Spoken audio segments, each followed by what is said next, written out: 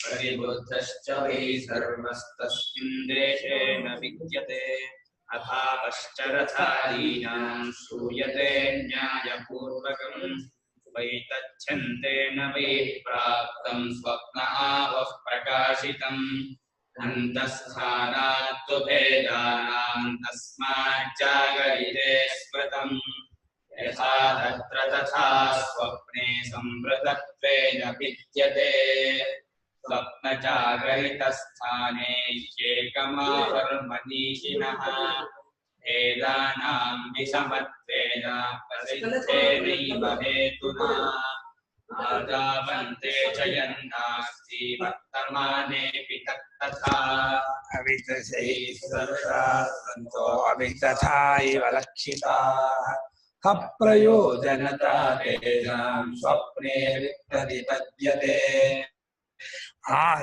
आद्यन्तवत्वेन विच्छैव खलु ते अपूर्वं स्थानि धर्मोऽपि यथा स्वर्गनिवासिनाः तानयं प्रेक्ष्यते गत्वा यथैवेह सुशिक्षितः स्वप्नवृत्तावपि तन्तश्चेतसा कल्पितं त्वसत् बहिश्चेतो गृहीतं सदृष्टं मयि तत्समेतयोः जाग्रद्दृष्टावपि तन्तश्चेतसा कल्पितं त्वसत् बहिश्चेतो गृहीतं सद्युक्तं मयि तत्समेतयोः उभयोरपि वै तत्सं भेदानां साधयोर्यदि एतावद्बुध्यते भेदान् को वै तेषां विकल्पकः कल्पयत्यात्मनात्मादेव स्वमायया स एव बुध्यते भेदान् इति वेदान्तनिश्चयः विकरोत्यपरान् भावानन्तश्चित्ते व्यवस्थिताः नियतांश्च बहिश्चित्त एवं कल्पयते प्रभुः चित्तकाला हि त्वयकालाश्च ये बहिः कल्पिता एव ते सर्वे विशेषो नान्यहेतुकः अव्यक्ता एव येऽन्तस्थो स्फुटा एव च ये बहिः कल्पिता एव ते सर्वे विशेषस्मिन्द्रियान्तरे जीवं कल्पयते पूर्वं ततो भावान् पृथग्विधान् बाह्यानाध्यात्मिकाश्चैव यथा विद्यस्तथा स्मृतिः अनिश्चिता यथा रज्जुरन्धकारे विकल्पिता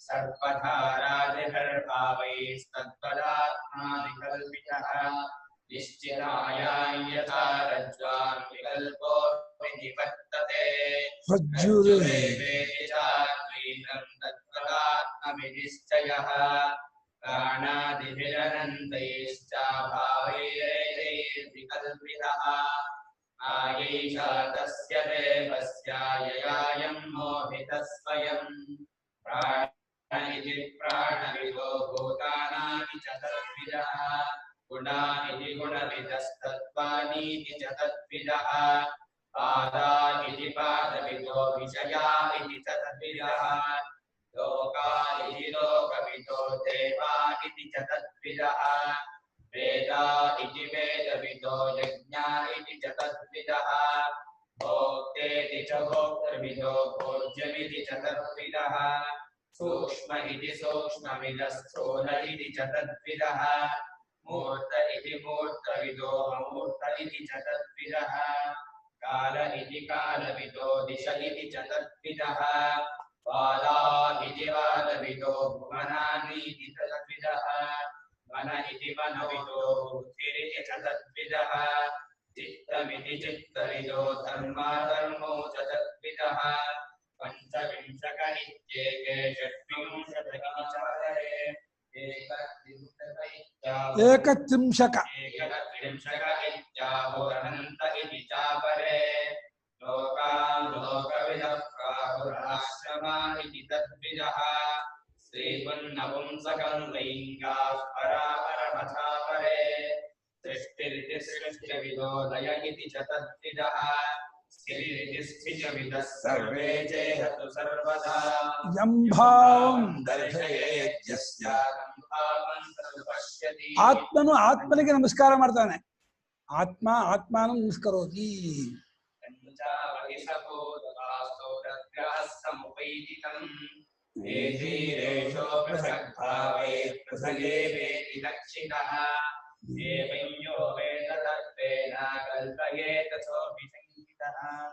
स्वप्नमाये यथा दृष्टे गन्धर्वनगरं यथा तथा विश्वमिदं दृष्टं वेदान्तेषु विचक्षणैः निरोधो न चोत्पत्तिर्न बद्धो न च साधकः न मोक्षो न वै मुक्तिर्येषा परमार्थता आवैरसद्गिरेवायुर्मद्वयेन न कल्पितः cool drink, cool coffee, cool coffee. Fridge ಇಟ್ಟಿರಲಿಲ್ಲ ಅಷ್ಟೇ, ಫ್ರಿಡ್ಜ್ ಇಟ್ಟಿರಲಿಲ್ಲ. ಕಲ್ಗಚ್ಚು ಕಲ್ಗಚ್ಚಲ್ಲ, ತಣ್ಣಗೆ ಕಾಫಿ ಕೊಟ್ಟು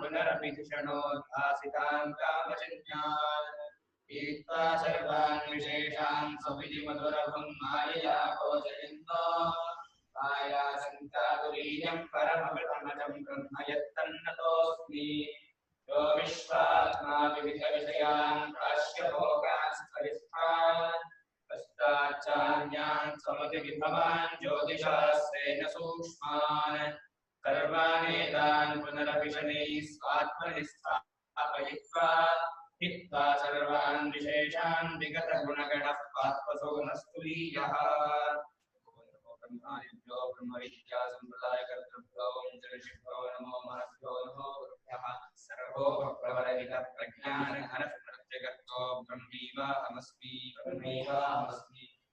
स्मृतिपुराणानाम् आलयं करुणालयं नमामि भगवत्पादं शङ्करं लोकशङ्करं शङ्कराचार्यं केशवं बादरायणं सुदर्भाष्यकृतो वन्दे भगवतो पुनः श्रीशङ्करभगवत्पूज्यवादगुरुभ्यो नमः वन्देदं सच्चिदानन्दं यतिवर्यं महामतिं वेदवेदान्तसारज्ञं सद्गुरुं प्रणतोऽस्म्यहं सम्प्रदायज्ञं संयमीन्द्रं सदाश्रयं सद्गुरुं सच्चिदानन्दं सदाचारं समाश्रये श्री सच्चिदानन्देन्द्र सरस्वती महासद्गुरुभ्यो नमः अधीः भगवो ब्रह्म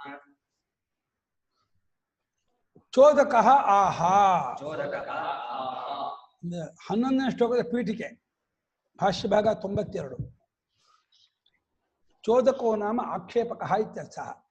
ಇಲ್ಲಿ ಆಕ್ಷೇಪಕನು ಹೇಳುತ್ತಾನೆ, ಏನು ಸ್ವಾಮಿ, ಎರಡೂ ವೈತಥ್ಯಾಂ ಅಂತಿದಿರಲ್ಲ, ಈ ಉಭಯೋರಪಿ ವೈತಥ್ಯಂ ಭೇದಾನಾಂ ಸ್ಥಾನಯೋರ್ಯದಿ ಕ ಏತಾನ್ ಬುಧ್ಯತೆ ಭೇದಾನ್ ವೈತೇಷಾಂ ವಿಕಲ್ಪಕಃ. उभयोरपि वैतथ्यं भेदानां स्थानयोर्यति एतान् बुध्यते भेदान् को वै तेषां विकल्पकः.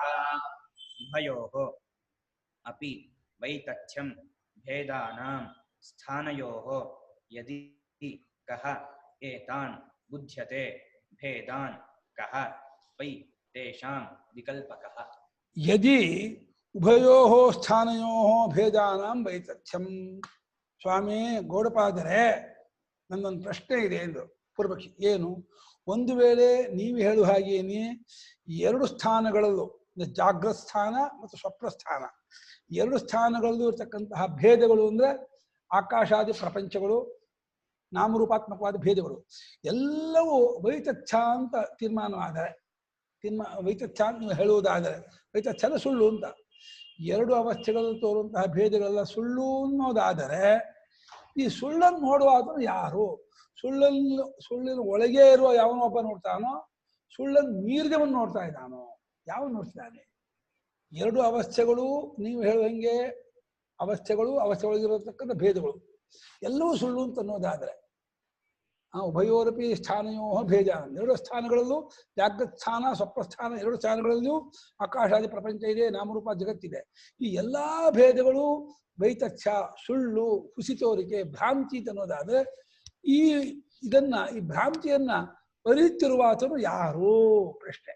ಅಂದ್ರೆ ಭೇದಗಳಲ್ಲೇ ಯಾವುದೋ ಒಂದು ಎಲ್ಲಾ ಭೇದಗಳು ಸುಳ್ಳು ಅಂತ ಅರಿತಾ ಇದೆಯೋ, ಈ ಭೇದಗಳ ಎಲ್ಲಕ್ಕಿಂತಲೂ ಬೇರೆಯಾಗಿರುವ ಭೇದಗಳಿಗೆ ಸೇರಿಕೊಳ್ಳದೆ ಇರುವ ಇನ್ನೊಬ್ಬ ಇದೆಲ್ಲವನ್ನು ಅರಿತಾ ಇದ್ದಾನೆ ಅಂತ ಅನ್ವಂತಿರೋ. ಆಮೇಲೆ ವಿಕಲ್ಪಕ, ಆ ವಿಕಲ್ಪನೆ ಮಾಡುವಾತನು ಅವನು ಹೇಗಿದ್ದಾನೆ, ಅವನು ಯಾರಾಗಿದ್ದಾನೆ, ಅವನ ಸ್ವರೂಪ ಏನು? ವಿಕಲ್ಪಕನು ಕಹ, ವಿಕಲ್ಪಕನಾದವನು ಇದು ಬುದ್ಧತೆ ಕಹ, ಭೇದಗಳನ್ನು ಅರಿವಾತನು ಯಾರು? ಆ ಭೇದಗಳನ್ನು ಅರಿಯುವ ಆ ವಿಕಲ್ಪ ಮಾಡ್ತಾನಲ್ಲ, ಇದು ಜಾಗೃತೋ, ಇದು ಸ್ವಪ್ನ, ಇಲ್ಲಿ ಇರ್ತಕ್ಕಂಥ ಇದು ಅಂತ ಎಲ್ಲವನ್ನು ಗೊತ್ತು ಮಾಡ್ತಾನಲ್ಲ, ಈತನು ಯಾರು ಅಂತ. ಇಲ್ಲಿ ಪ್ರಶ್ನೆಯಲ್ಲಿ ಅಂತರ್ಗತವಾದ ಅಭಿಪ್ರಾಯ ಏನು ಅಂದ್ರೆ, ಅವಸ್ಥಾಂತಃಪಾತಿಯಾದ ಯಾವನು ಒಬ್ಬ ಭೇದವನ್ನು ನೋಡ್ತಿದ್ದಾನೋ, ಅವಸ್ಥಾ ಅತೀತನಾದವು ನೋಡ್ತಿದ್ದಾನೋ. ಅದ್ರಲ್ಲಿ ಏನಾಗುತ್ತೆ ಅಂದ್ರೆ, ಅವಸ್ಥಾಂತಃಪಾತಿಯಾದವನೇ ನೋಡ್ತಾ ಇದ್ದಾನೆ ಅಂತ ಆದರೆ ಅವನು ಭೇದದಲ್ಲಿ ಸೇರಿಲ್ವಾ ಸೇರಿದಾನ ಅಂತ ಪ್ರಶ್ನೆ ಬರುತ್ತೆ. ಅವನು ಭೇದಾತೀತ ಭೇದ. ಅವಸ್ಥಾ ಅತೀತನಾದವನಿಗೆ ಭೇದವನ್ನು ನೋಡ್ಬೇಕೆ ಏನ್ ಸಾಧನ ಇದೆ? ಅವಸ್ಥಾತೀತನಾದವನಿಗೆ ಕಣ್ಣಿದೆಯಾ, ಮನಸ್ಸಿದೆಯಾ, ಕಿವಿ ಏನಿದೆ? ಹೆಂಗ್ ನೋಡ್ತಾನೆ? ಏನ್ ಮಾಡುದು ಇದನ್ನ ಈ ಕಗ್ಗಂಟನ್ನು ಬಿಡ್ಸೋಕ್ಕಾಗಲ್ಲ. ಈ ಗಾರ್ಗಿ ಪ್ರಶ್ನೆ ಮಾಡಿದಾಗೇನೆ ಈ ಅವ್ಯಾಕೃತ ಆಕಾಶವು ಯಾವ್ದು ಓತಪ್ರೋತವಾಗಿದೆ ಅಂತ ಪ್ರಶ್ನೆ ಮಾಡಿದ್ದಕ್ಕೆ, ಅವ್ಯಾಕೃತ ಆಕಾಶವೇ ಅವಾಚ್ಯ. ಅದು ಅವ್ಯಾಕೃತ ಆಕಾಶ ಅಂದ್ರೆ ಜಗತ್ ಕಾರಣ ಆಗಿರ್ತಕ್ಕಂತಹ ಬೀಜಾವಸ್ಥೆ, ಅವ್ಯಕ್ತ ಸ್ಥಿತಿ. ಅದೇ ಶಬ್ದ ಪ್ರತ್ಯಯಕ್ಕೆ ಗೋಚರವಲ್ಲ.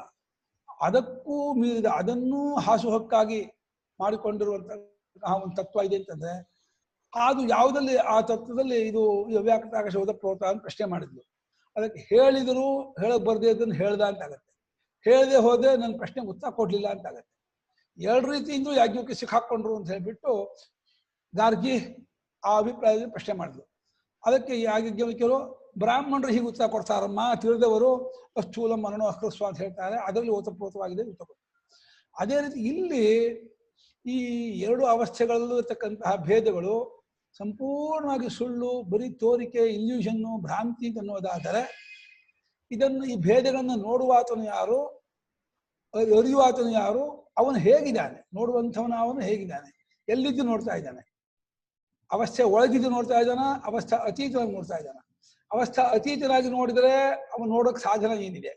ಅವಸ್ಥಾಂತಃಪಾತಿ ಆದವನೇ ನೋಡಿದ್ರೆ ಅವನು ಅವಸ್ಥೆ ಒಳಗೆ ಸೇರಿದ್ದು, ಅವನಲ್ಲಿ ಭೇದ ಇದೆಯೋ ಇಲ್ವೋ, ಅವನಂಗೆ ನೋಡ್ಬಿಟ್ಟ, ಅವನು ಒಂದು ಪಾರ್ಟ್ ಆಗಿ, ಒಂದು ಭಾಗವಾಗಿ ಇಡೀ ಅವಸ್ಥೆನ ಹೆಂಗ್ ನೋಡ್ತಾನೆ?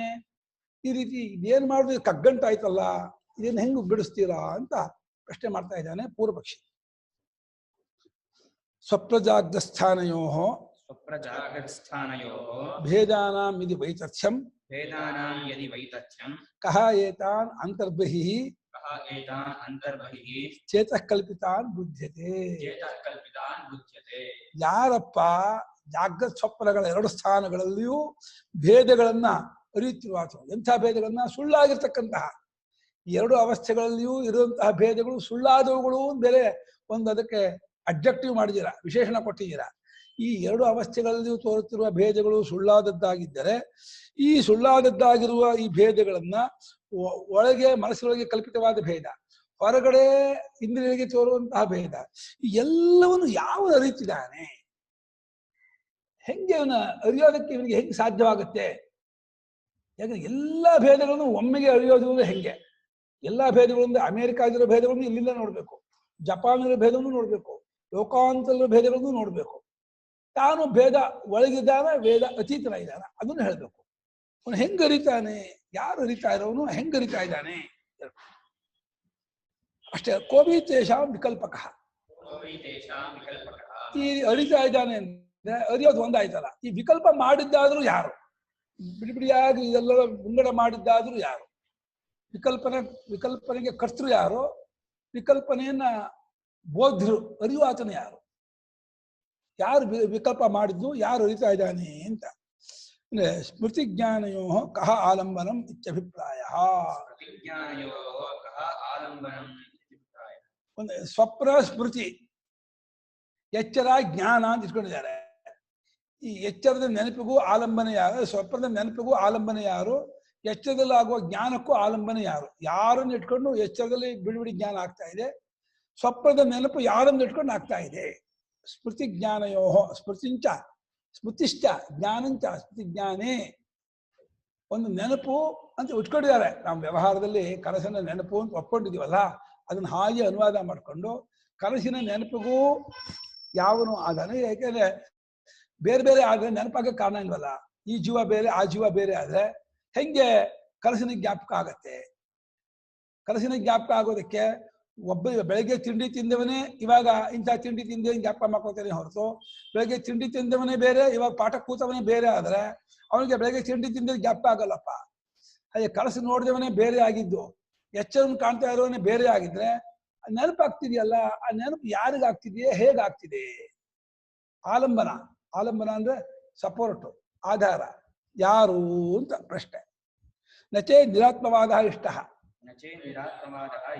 ಇಲ್ಲಪ್ಪ, ಇದೆಲ್ಲ ಥರೋಲಿ ಫಾಲ್ಸ್, ಏನು ಇಲ್ಲೇ ಇಲ್ಲ, ಎಲ್ಲ ಶೂನ್ಯ ಅಂತ ಹೇಳಿ ಹಾಗನ್ನೋದಾದ್ರೆ ಅವಾಗ ಬೇರೆ ಇದಾಗತ್ತೆ. ನಿರಾತ್ಮವಾದ ಇಷ್ಟ ಇಲ್ಲ, ಶೂನ್ಯವಾದ ಇಷ್ಟ ಇಲ್ಲ, ಒಂದು ಪರಮಾರ್ಥ ಇದೆ, ಒಂದು ಸತ್ಯ ಇದೆ ಅಂದ್ರೆ ಅದು ಯಾವುದು, ಅದು ಹೇಗಿದೆ, ಅದು ಹೇಗೆ ಅರಿಯುತ್ತೆ ಅದನ್ನು ಹೇಳಿ. ನಿರಾತ್ಮವಾದ ನಮ್ಗೆ ಇಷ್ಟ, ಬೌದ್ಧವಾದ ಇಷ್ಟ ಅಂತಂದ್ರೆ ನಾನು ನಿಮ್ಮ ಹತ್ರ ಚರ್ಚೆ ಮಾಡೋಲ್ಲ. ಯಾಕಂದ್ರೆ ಹೇಳಿದಕ್ಕ ಶೂನ್ಯ ಕಲ್ಪನೆ ಭ್ರಾಂತಿ ಬಿಡ್ತೀರಾ, ಅದು ನಮ್ಗೆ ತೃಪ್ತಿಕರವಾದ ಉತ್ತರ ಆಗಲ್ಲ. ನಮಗೆ ತೃಪ್ತಿಕರವಾದ ಉತ್ತರ ಬೇಕು ಅಂದ್ರೆ ಒಂದು ಬೇಸಿಕ್ ಬೇಕು. ಯಾವುದೋ ಒಂದು ಬೇಸಿಕ್ ಮೇಲೆ, ಆಧಾರದ ಮೇಲೆ ಈ ಎಲ್ಲ ತೋರಿಕೆಯೂ ಎಲ್ಲ ನೆನಪು ಆಗ್ತಾ ಇದೆ ಅಂದ್ರೆ ಅವನು ತೋರಿಕೆಗಿಂತಲೂ ಬೇರೆಯಾಗಿದ್ದು, ನೆನಪಿಗಿಂತಲೂ ಬೇರೆಯಾಗಿದ್ದು, ತೋರಿಕೆಗೂ ಕಾರಣವಾಗಿ ನೆನಪಿಗೂ ಕಾರಣವಾಗಿ ಈ ರೀತಿ ಇರ್ತಕ್ಕಂಥ ಒಬ್ಬನೊಬ್ಬನು ಯಾರವನು, ಅವನು ಹೇಗಿದ್ದಾನೆ, ಅವನು ಎಲ್ಲಿದ್ದಾನೆ, ಯಾವ ರೀತಿ ಅರಿತಿದ್ದಾನೆ, ಅವನ ಬಗ್ಗೆ ಡೀಟೇಲ್ ಕೊಡಿ ಅಂತ ಗೌಡಪಾದರನ್ನ ನೇರ ಪ್ರಶ್ನೆ ಮಾಡಿಬಿಟ್ಟ ಪೂರ್ವಪಕ್ಷಿ. ಇದಕ್ಕೆ ಉತ್ತರ ಕೊಡಿ ಅಂತ. ಒಂದೇ ಉತ್ತರ, ಕಲ್ಪಯತ್ಯಾತ್ಮನಾತ್ಮಾನಂ ಆತ್ಮಾದೇವ ಸ್ವಮಾಯಯ.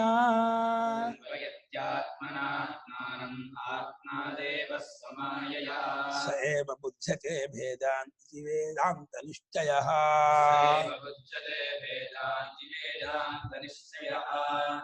ಕಲ್ಪಯತ್ಯಾತ್ಮನಾತ್ಮಾನಂ ಆತ್ಮಾದೇವ ಸ್ವಮಾಯಯಾ ಸ ಏವ ಬುಧ್ಯತೆ ವೇದಾನಿತಿ ವೇದಾಂತ ನಿಶ್ಚಯಃ. ಹೌದಪ್ಪ, ಏನಪ್ಪ ಏನಾಗುತ್ತಾ ಬಾಬಾ ಅವ್ರ ಬಾಬಾ ಬರುತ್ತಾ ಮಾಡ್ಬಿಟ್ರ ಮಾಡ್ಲಿ, ನೀವೇ ಮಾಡುದು. ಚರ್ಚೆ ಪದಚ್ಛೇದ ಮಾಡಿದ್ರು ಚರ್ಚೆ ಹೌದು, ನಾನ್ ಮಾಡೋದ ನೀನ್ ಮಾಡು ನೀನ್ ಮಾಡು. ಊಟ ನಾನ್ ಮಾಡ್ತೀನಿ, ತಿಂಡಿ ನಾನ್ ತಿಂತೀನಿ, ಮಾಡಲ್ಲ. ಕಲ್ಪಯತಿ ಏನಂದ್ರೆ ಎಳಿದೆ ಆಯ್ತು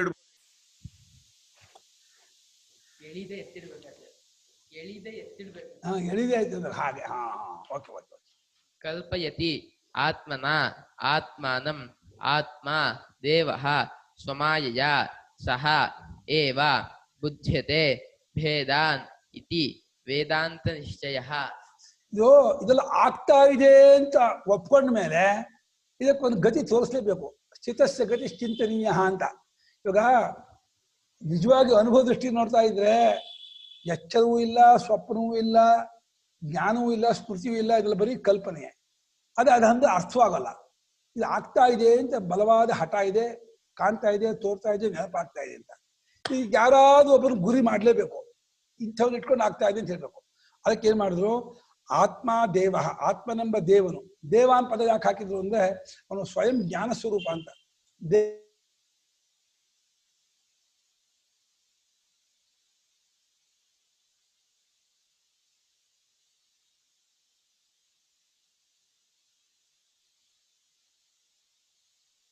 ನಿಮಿಷ ಏನೋ ಆಗಿದೆ ಅಲ್ಲಿ.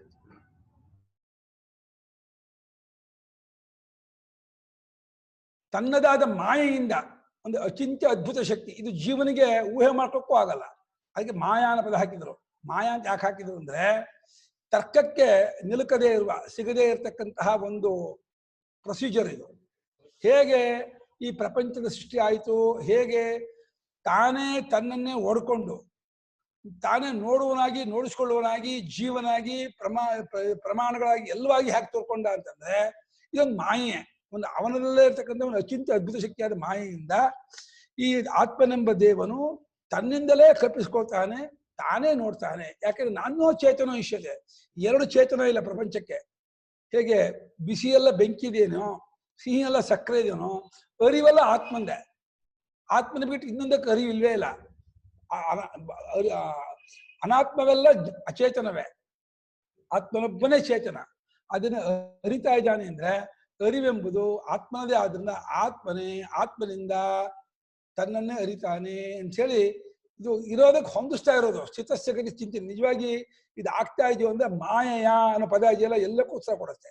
ಮಾಯೆಯಿಂದ ಆಗ್ತಾ ಇರೋದು ಅಂದ್ರೆ ರಿಯಲಿ ಈ ತ್ರಿಪುಟಿ ಇಲ್ಲ, ನೋಡಿಸ್ಕೊಂಡ ಜಗತ್ತು, ನೋಡುವ ಸಾಧನ, ನೋಡುವ ತನ್ನ ತ್ರಿಪುಟಿ ಇಲ್ಲ.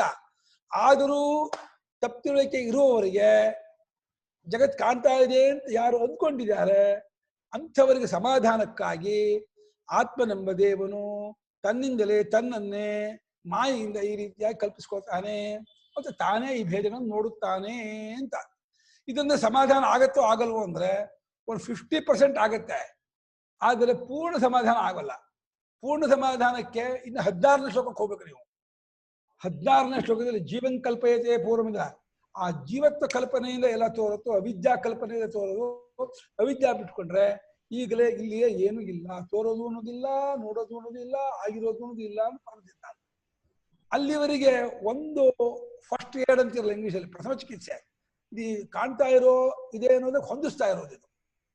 ಬಟ್ ಇಲ್ಲಿ ಸಾಕ್ಷಿತ್ವ ಅನ್ನೋದು ವರ್ಡ್ ಉಪಯೋಗಿಸಕ್ಕೆ ಆಗಲ್ಲ ಈ ಡಿಸ್ಕ್ರಿಪ್ಷನ್ಗೆ. ಯಾಕೆಂದ್ರೆ ಎಲ್ಲವೂ ಸಾಕ್ಷಿ ಆದ್ಮೇಲೆ ಅವನೊಬ್ಬನೇ ನೋಡುವ ಆತ್ಮನೊಬ್ಬನೇ ಸಾಕ್ಷಿ ಅಂತಲೂ ಹೇಳಿ, ದೇವ ಅಂತಲೂ ಹೇಳಿ, ಆತ್ಮ ಅಂತಲೂ ಹೇಳಿ, ಅವನೊಬ್ಬನೇ ನೋಡುವನು. ಅವನಿಗಿಂತ ಇನ್ನೊಬ್ಬ ನೋಡುವನೇ ಇಲ್ಲ. ನಾನ್ಯೋ ಚೇತನೋ ಇಷ್ಯತೆ ಅನ್ಯ ದ್ವಿತೀಯಶ್ಚೇತನೋ ನಾಸ್ತಿ ಅಸ್ಮಿನ್ ಜಗತಿ ಸೇವ ಭೇದಾನ್ ಬುದ್ಧ್ಯತೆ ಸೇವ ಕಲ್ಪಯತಿ ಇದು ವೇದಾಂತ ನಿಶ್ಚಯ. ಇತ್ಯುಕ್ತೆ ವೇದಾಂತಾನಾಂ ಉಪನಿಷದಾಂ ಸುಪರಿನಿಶ್ಚಿತೋರ್ಥ. ಏನು ಮಾಡೋಕ್ಕಾಗಲ್ಲ. ಸ್ವಯಂ ಸ್ವಮಾಯಯ ಸ್ವಂ ಆತ್ಮಾನಂ ಆತ್ಮ ದೇವ ಆತ್ಮನ್ಯೇವ ವಕ್ಷ್ಯಮಾಣಂ ಭೇದಾಕಾರಂ ಕಲ್ಪಯತಿ ರಜ್ಜಾದಾವಿವ ಸರ್ಪಾದೀನ್. ಸ್ವಯಂ ಅಂದ್ರೆ ತಾನೇ, ತಾನೇ ಅಂದ್ರೆ ಆತ್ಮನೆಂಬ ದೇವನೇ. ಆತ್ಮನೆಂಬ ದೇವನೇ ಯಾವ ಮೊದಲೇ ಹೆಚ್ಚು UPS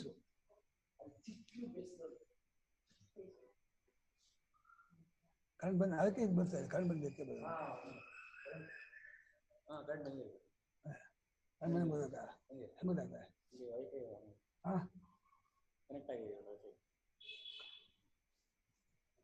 ಏನ್ ಮಾಡ್ತೀನಿ ನೀನು? ಅದಲ್ಲ, ತನ್ನ ಮಾಯಿಂದ ಮಾಡ್ದ ಅಂದ್ರೆ ಮಾಯ ಅಂದ್ರೆ ಕಲ್ಪಿತವಾದ ರೂಪದಿಂದ ಅಂತ. ಮಾಯಾ ಇತಿ ಅವಿದ್ಯಮಾನಸ್ಯ ಆಖ್ಯ. ಯಾವುದು ಇಲ್ಲದ್ದೋ ತೋರತ್ತೋ ಯಾ ಮಾ ಸಾ ಮಾಯಾ. ಯಾವುದು ಇಲ್ಲದ್ದೋ ಯಾವುದು ತೋರಿಕೆ. ಯುಕ್ತಿಹೀನ ಪ್ರಕಾಶ್ಯಸ್ಯ ಸಂಜ್ಞಾ ಮಾಯೇತಿ ಕಚ್ಚತೆ ಅಂತ. ಲಾಜಿಕ್ ಇಲ್ದೇನೆಯೇ ತೋರುತ್ತಲ್ಲ, ಅದಕ್ಕೆ ಮಾಯೆ ಅಂತಾರೆ. ಎವಿಡೆನ್ಸ್ ಇಲ್ಲ, ಪ್ರೂಫ್ ಇಲ್ಲ, ತೋರುತ್ತೆ. ಯಾಕೆ ಗೊತ್ತಿಲ್ಲ. ಆಕಾಶ ನೀಲಿಯಾಗಿ ತೋರುತ್ತೆ. ಆಕಾಶ ನೀಲಿ ಅಲ್ಲ ಗೊತ್ತು, ಅದು ತೋರುತ್ತಲ್ಲ, ಆ ತೋರಿಕೆಗೆ ಮಾಯಾ ಅಂತ ಹೆಸರು. ಹಾಗೆ ಆತ್ಮನು ತಾನು ಅದ್ವಿತೀಯನಾಗೇ ಇದ್ದು ತನ್ನ ಅದ್ವಿತೀಯತ್ವವನ್ನು ಕೈ ಬಿಟ್ಕೊಳ್ದೇನೆಯೇ ತಾನೇ ತನ್ನಿಂದಲೇ ಕಲ್ಪಿತವಾಗಿರೋ ಜಗತ್ತನ್ನು ತಾನೇ ನೋಡ್ತಾ ಇರ್ತಾರೆ. ತನ್ನ ಆತ್ಮನ ವಕ್ಷ್ಯಮಾಣಂ ಭೇದಾಕಾರ. ಮುಂದೆ ಪ್ರಾಣ ಇತಿ ಪ್ರಾಣವಿಧ ಅಂತ ಶುರು ಮಾಡ್ತಾರೆ. ಎಷ್ಟು ಭೇದಾಕಾರವಾಗಿ ಆತ್ಮ ಹೊರಕೊಂಡಿದ್ದಾನೆ ಅಂದ್ರೆ 10-12 ಶ್ಲೋಕಗಳಿಂದ ಆತ್ಮನ ವಿಭೂತಿಯನ್ನ ಹೊರಕೊಂಡ ವಿಶೇಷ ರೂಪವನ್ನ ಮುಂದೆ ಹೇಳ್ತಾರೆ.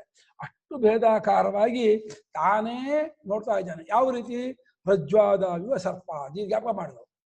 ಹಗ್ಗ, ಕಪ್ಪೆ ಚಿಪ್ಪು, ಮೋಟು ಮರ ಆಕಾಶದಲ್ಲಿ, ಹಾವು, ಬೆಳ್ಳಿ, ಪುರುಷ, ನೀಲಿಯನ್ನು ನೋಡೋದು ನೋಡ್ತಾ ಇದ್ದೀವಿ.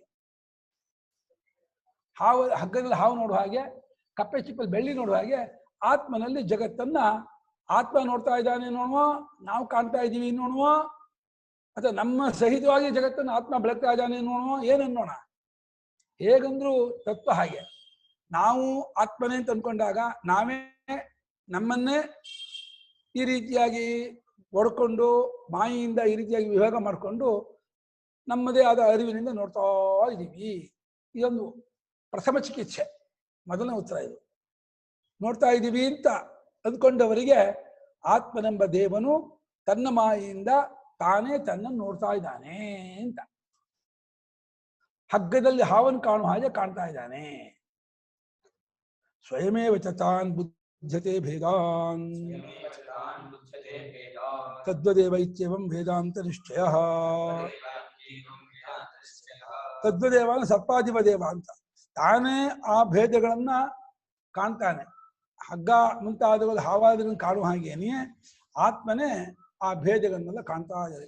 ಕಲ್ಪಿಸಿಕೊಂಡವನು ತಾನೇ, ಕಾಣ್ತಾ ಇರೋವನು ತಾನೇ. ಕಲ್ಪನೆ ಕರ್ತೃವೂ ಅವನೇ, ಕಲ್ಪನೆಗೆ ಸಾಕ್ಷಿಯೂ ಅವನೇ.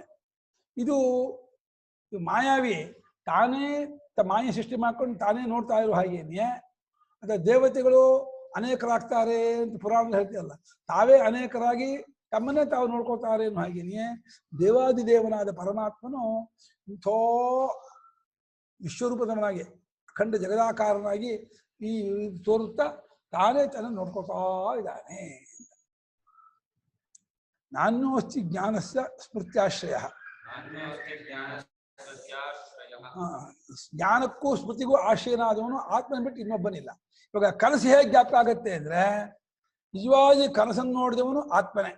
ಯಾಕೆ? ನೋಡುವಿಕೆ, ಅರಿವು ಅನ್ನೋದು ಆತ್ಮನದೇ. ಆದ್ರಿಂದ ಆತ್ಮನ ಅರಿವಿನಲ್ಲಿ ಒಂದಾಗಿತ್ತು ಕನಸಿನ ಪ್ರಪಂಚ. ಕನಸು ಬಿಟ್ಟು ಬಂದ್ಕೊಳ್ಳೇನೆ ಅದೇ ಆತ್ಮನೇ ಮತ್ತೆ ಎಚ್ಚರದಲ್ಲಿ ಪರಮಾತ್ಮ ವೇಷದಿಂದ ಮತ್ತೆ ನಾನು ಬರ್ತಾ ಇದ್ದಾನೆ. ಆ ಆತ್ಮನನ್ನು ಕಂಡದ್ದರ ಒಂದು ಇದರಿಂದ ಅವನು ನಾನು ಕನಸ್ಕಂಡೇ ಜ್ಞಾಪಿಸ್ಕೋತಾ ಇದ್ದಾನೆ. ಈ ಜ್ಞಾಪಿಸ್ಕೋತಾ ಇದ್ದಾನೆ ಇಟ್ಕೊಂಡು ಹೇಳ್ತಾ ಇರೋದು. ಹಾಗಾದ್ರೆ ಇದೇ ರೀತಿ ಕನಸಲ್ಲೂ ಜ್ಞಾಪಿಸ್ಕೋಬಹುದಾಗಿತ್ತಲ್ಲ ಎಚ್ಚರವನ್ನ, ಯಾಕೆ ಜ್ಞಾಪಿಸ್ಕೊಳ್ಳಲ್ಲ? ಎಚ್ಚರದ ಪ್ರಮಾತ್ರವು ಆತ್ಮನಲ್ಲೇ ಒಂದಾಗಿ ಮತ್ತೆ ಕನಸಿನ ಪ್ರಮಾತ್ರವಾಗಿ ತೋರ್ಕೊಂಡಾಗ ಅಲ್ಲಿ ಕನಸಿನಲ್ಲಿ ಈ ಎಚ್ಚರದಲ್ಲಿ ಈ ರೀತಿ ಕಂಡೆ ಅಂತ ಜ್ಞಾಪಿಸ್ಕೋಬಹುದಾಗಿತ್ತಲ್ಲ, ಯಾಕೆ ಜ್ಞಾಪಿಸ್ಕೊಳ್ಳಲ್ಲ ಅಂತ ಕೇಳಿದ್ರೆ, ಅದು ತತ್ಕಾಲಿಕ ಎಚ್ಚರವಾಗಿರ್ತದೆ. ಆದ್ದರಿಂದ ಎಚ್ಚರದಲ್ಲಿ ಎಚ್ಚರ ಜ್ಞಾಪಕ ಅನ್ನೋ ಮಾತಿಗೆ ಅರ್ಥವೇ ಇಲ್ಲ. ಎಚ್ಚರ ಅಂದ್ರೆ ಪ್ರೆಸೆಂಟ್ ಟೆನ್ಸು, ಸ್ವಪ್ನ ಅಂದ್ರೆ ಪಾಸ್ಟ್ ಟೆನ್ಸು. ನಾಳೆ ಯಾಕೆ ಜ್ಞಾಪಕ ಆಗಲ್ಲ ಅಂತ ಕೇಳ್ತೀರಾ? ನಾಳೆ ಯಾಕೆ ಜ್ಞಾಪಕ ಆಗಲ್ಲ ಅಂತ ಕೇಳ್ಬೋದು. ನಿನ್ನೆ ಜ್ಞಾಪಕ ಆಗ್ಬೋದು, ನಾಳೆ ಜ್ಞಾಪಕ ಆಗಲ್ಲ. ಹಾಗೆ ಕನಸು ಅನ್ನೋದು ಕಳೆದು ಹೋಗಿರೋದು, ಎಚ್ಚರ ಅಂದ್ರೆ ವರ್ತಮಾನ. ಆಗ ಅದು ಎಚ್ಚರವಾಗಿರ್ತದೆ. ಆದ್ದರಿಂದ ಅದಕ್ಕೆ ಇನ್ನೊಂದು ಎಚ್ಚರದ ಜ್ಞಾಪಕದ ಪ್ರಶ್ನೆ ಬರಲ್ಲ. ಆಮೇಲೆ ಅದೇ ಪ್ರಶ್ನೆ ಅಲ್ಲೂ ಕೇಳ್ತಾನೆ. ಕನಸಿನಲ್ಲೂ ಕೂಡ ಕನಸು ಎಚ್ಚರದಲ್ಲಿ ಜ್ಞಾಪಕ ಆಗತ್ತೆ, ಎಚ್ಚರ ಯಾಕೆ ಕನಸಲ್ಲಿ ಜ್ಞಾಪಕ ಆಗಲ್ಲ ಈ ಪ್ರಶ್ನೆಯನ್ನ ಕನಸಲ್ಲೂ ಕೇಳ್ತಾನೆ ಅಂತ ಇಟ್ಕೊಂಡ್ರೆ ಅದಕ್ಕೆ ಏನು ಉತ್ತರವೋ ಅದೇ ಉತ್ತರ ಇಲ್ಲುವೆ. ಅಂದ್ರೆ ಪ್ರಶ್ನೆಯೇ ತಪ್ಪು ಅಂತ ಆಯ್ತು. ಇನ್ನು ಹೇಳಿದ್ರೆ ಅದು ಬುದ್ಧಿ ಕಳೆದೋದ ಒಂದು ಅವಸ್ಥೆಯನ್ನ ಕನಸು ಅಂತ ನನ್ನ ಹೆಸರು ಕೊಡೋದು ಅದಕ್ಕೊಂದು ಚಟ ಇದೆ, ಅದಕ್ಕೊಂದು ಅಭ್ಯಾಸ ಇದೆ. ಹಾಗಾಗಿ ಕನಸನ್ನು ಜ್ಞಾಪಿಸ್ಕೊತಾನೆ ಅಂತ. ಜ್ಞಾನಕ್ಕೂ ಆಶ್ರಯ ಆತ್ಮನೆ, ಸ್ಮೃತಿಗೂ ನೆನಪಿಗೂ ಆಶ್ರಯ ಆತ್ಮನೆ. ಹಾಗಾಗಿ ಮತ್ತ ಸ್ಮೃತಿ ಜ್ಞಾನ ಅಪೋಹನಂಚ ಅಂತ ಭಗವಂತ ಗೀತೆಯಲ್ಲಿ ಹೇಳಿದ್ದಾನೆ. ವೇದಿಶ್ಚ 15ನೇ ಅಧ್ಯಾಯದಲ್ಲಿ ಜ್ಞಾನಂ ಸ್ಮೃತಿಶ್ಚ ಮತ್ತಃ ಭವತಿ. ಮತ್ತ ಸ್ಮೃತಿ ಜ್ಞಾನಂ ಅಪೋಹನ ಅಂದ್ರೆ ನೆನಪು ಆಗದೇ ಇರೋದಕ್ಕೂ ನಾನೇ ಕಾರಣ, ನೆನಪು ಆಗೋದಕ್ಕೂ ನಾನೇ ಕಾರಣ, ಅರಿವಾಗೋದಕ್ಕೂ ನಾನೇ ಕಾರಣ. ಕರ್ಣನಿಗೆ ಇಂದ್ರ ಕೊಟ್ಟಂತಹ ಶಕ್ತಿಯನ್ನ ಅರ್ಜುನ ಮೇಲೆ ಹೊಡಿಬೇಕು ಅಂತ ಹೇಳಿ ಎಷ್ಟೋ ಸಲ ಅರ್ಜುನ ಸಿಕ್ಕಿದ್ರು ಕೂಡ ಜ್ಞಾಪಕ ಆಗಲಿಲ್ಲ ಆ ಶಕ್ತಿ ಇದೆ, ಹೊಡಿಬೇಕು ಅಂತ. ಯಾಕೆ? ಅಲ್ಲಿ ಬುದ್ಧಿ ಸಾರಥಿ ಆದಂತ ಇಲ್ಲಿ ಕೂತ್ಕೊಂಡಿದ್ದಾನೆ, ಅರ್ಜುನ ಮುಂದೆ ಕೂತ್ಕೊಂಡಿದ್ದಾನೆ. ಬುದ್ಧಿ ಸಾರಥಿ ಆದಂತಹ ಪರಮಾತ್ಮ ಇಲ್ಲಿ ಅರ್ಜುನ ಮುಂದೆ ಕೂತಾಗ ಅವನ ಹೇಗೆ ಜ್ಞಾಪಕ ಆಗ್ಬಿಡ್ತಾನೆ? ಏನ್ ಮಾಡಿದ್ರು ಜ್ಞಾಪಕ ಆಗ್ಬಿಡಲ್ಲ. ಅವನು ಅರ್ಜುನ ಪಕ್ಷಪಾತಿ, ಅವನು ಜ್ಞಾಪಕ ಆಗೋಗಿ ಬಿಟ್ಬಿಡ್ತಾನ. ಯಾವಾಗ ಜ್ಞಾಪಕ ಆಗೋಗಿ ಬಿಟ್ಟ? ರಾತ್ರಿ ಯುದ್ಧದಲ್ಲಿ ಘಟೋದ್ಗಜ ಯುದ್ಧಕ್ಕೆ ಬಂದಾಗ ಈ ಜ್ಞಾಪಕ ಮಾಡ್ದ, ಇದೆಲ್ಲ ಹೊಡಿ ಯೋಗ ಅಂತ ದುರ್ಯೋಧನ. ಎಲ್ಲಿ ಎತ್ತ ಪಾರ್ಥ ಎತ್ತ ಯೋಗೀಶ್ವರ ಕೃಷ್ಣ ಎತ್ತ ಯೋಗೀಶ್ವರ ಕೃಷ್ಣ ಎತ್ತ ಯೋಗೀಶ್ವರ ಅಂದ್ರೆ ಕೃಷ್ಣ ಎಲ್ಲಿ ಕೂತಿದ್ದಾನೋ ಅಲ್ಲಿ ಜಯ ಧರ್ಮ ಆಗಲೇಬೇಕು, ಕೀರ್ತಿ ಏನು ಮಾಡಕ್ಕಾಗಲ್ಲ. ಹಾಗಾದ್ರಿಂದ ಜ್ಞಾನ ಸ್ಮೃತಿಗೆ ಆಶ್ರಯನಾದವನು ಆತ್ಮನ ಬಿಟ್ಟು ಮತ್ತೊಬ್ಬನಿಲ್ಲ, ಆತ್ಮನೇ ಜ್ಞಾನ ಸ್ಮೃತಿಗೆ ಆಶ್ರಯ. ಮತ್ತೆ ನಿರಾಸ್ಪದೆ ಏವ ಜ್ಞಾನಸ್ಮೃತಿ ವೈನಾಶಿಕಾನಾಮಿವ ಇತಿ ಅಭಿಪ್ರಾಯ. ಬೌದ್ಧರಿಗೆ ಕ್ಷಣಿಕವಾದ ಆದ್ರಿಂದ, ಕ್ಷಣಿಕ ವಿಜ್ಞಾನವಾದ್ರಿಂದ ಗುಳ್ಳೆ ಎದ್ದು ಒಡೆದಾಗುವಾಗೇನೆ ವೃತ್ತಿಗಳು ಜ್ಞಾನಗಳು ಹೇಳುತ್ತೆ ಒಡೆದೋಗುತ್ತೆ, ಹೇಳುತ್ತೆ ಆರೋಗುತ್ತೆ, ಹೇಳುತ್ತೆ ಆರುತ್ತೆ. ಒಂದು ಜ್ಞಾನಕ್ಕೂ ಇನ್ನೊಂದು ಜ್ಞಾನಕ್ಕೂ ಲಿಂಕ್ ಇಲ್ಲ ಅಂತಾರೆ. ಯಾಕೆಂದ್ರೆ ಒಂದು ಗುಳ್ಳೆಗೂ ಇನ್ನೊಂದು ಗುಳ್ಳೆಗೂ ಹೇಗೆ ಸಂಬಂಧ ಇಲ್ವೋ ಎಲ್ಲವೂ ಬಬಲ್ಸ್ ಇದ್ದ ಹಾಗೆ ಜ್ಞಾನ ವೃತ್ತಿಗಳು ಎಲ್ಲ ಬೇರೆ ಬೇರೆ ಆಗಿರ್ತಕ್ಕದ್ದು.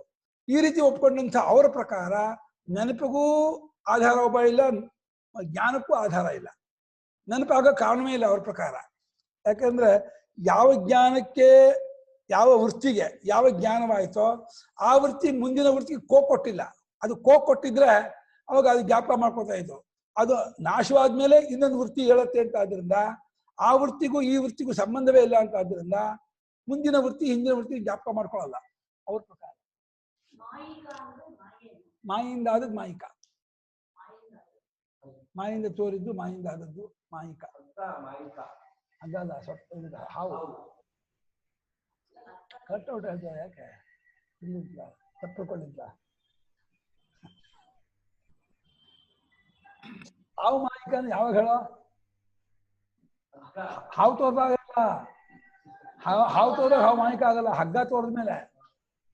ಮಾಯಿ ಅಂದ್ರೆ ಹುಸಿ ತೋರಿಕೆ ಹೆಸರು. ಹುಸಿ ತೋರಿಕೆ ಗೊತ್ತಾ, ನಿಜ ಗೊತ್ತಾದ್ಮೇಲೆ. ಜಗತ್ತಿನ ಮಾಯನ್ ನಮ್ಗೆ ಹೇಳಕ್ ಅಧಿಕಾರ ಇಲ್ಲ, ಜ್ಞಾನಿಗಳು ಹೇಳ್ಬೋದು.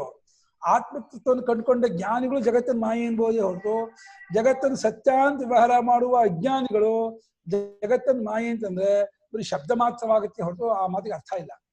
ಯಾಕಂದ್ರೆ ಮಾಯಾನ ಪದಕ್ಕೆ ಹುಸಿ ತೋರಿಕೆ ಅಂತ ಅರ್ಥವಾದ್ರಿಂದ ಹುಸಿಯಾಗಿ ತೋರ್ತಾ ಇದ್ರೆ ಮಾಯೆ ಅಂತ ಅನ್ಬಹುದು, ನಿಜವಾಗಿ ತೋರ್ತಾ ಇದ್ದು ಮಾಯೆ ಅಂತಂದ್ರೆ ಅದಕ್ಕೆ ಅರ್ಥ ಇಲ್ಲ.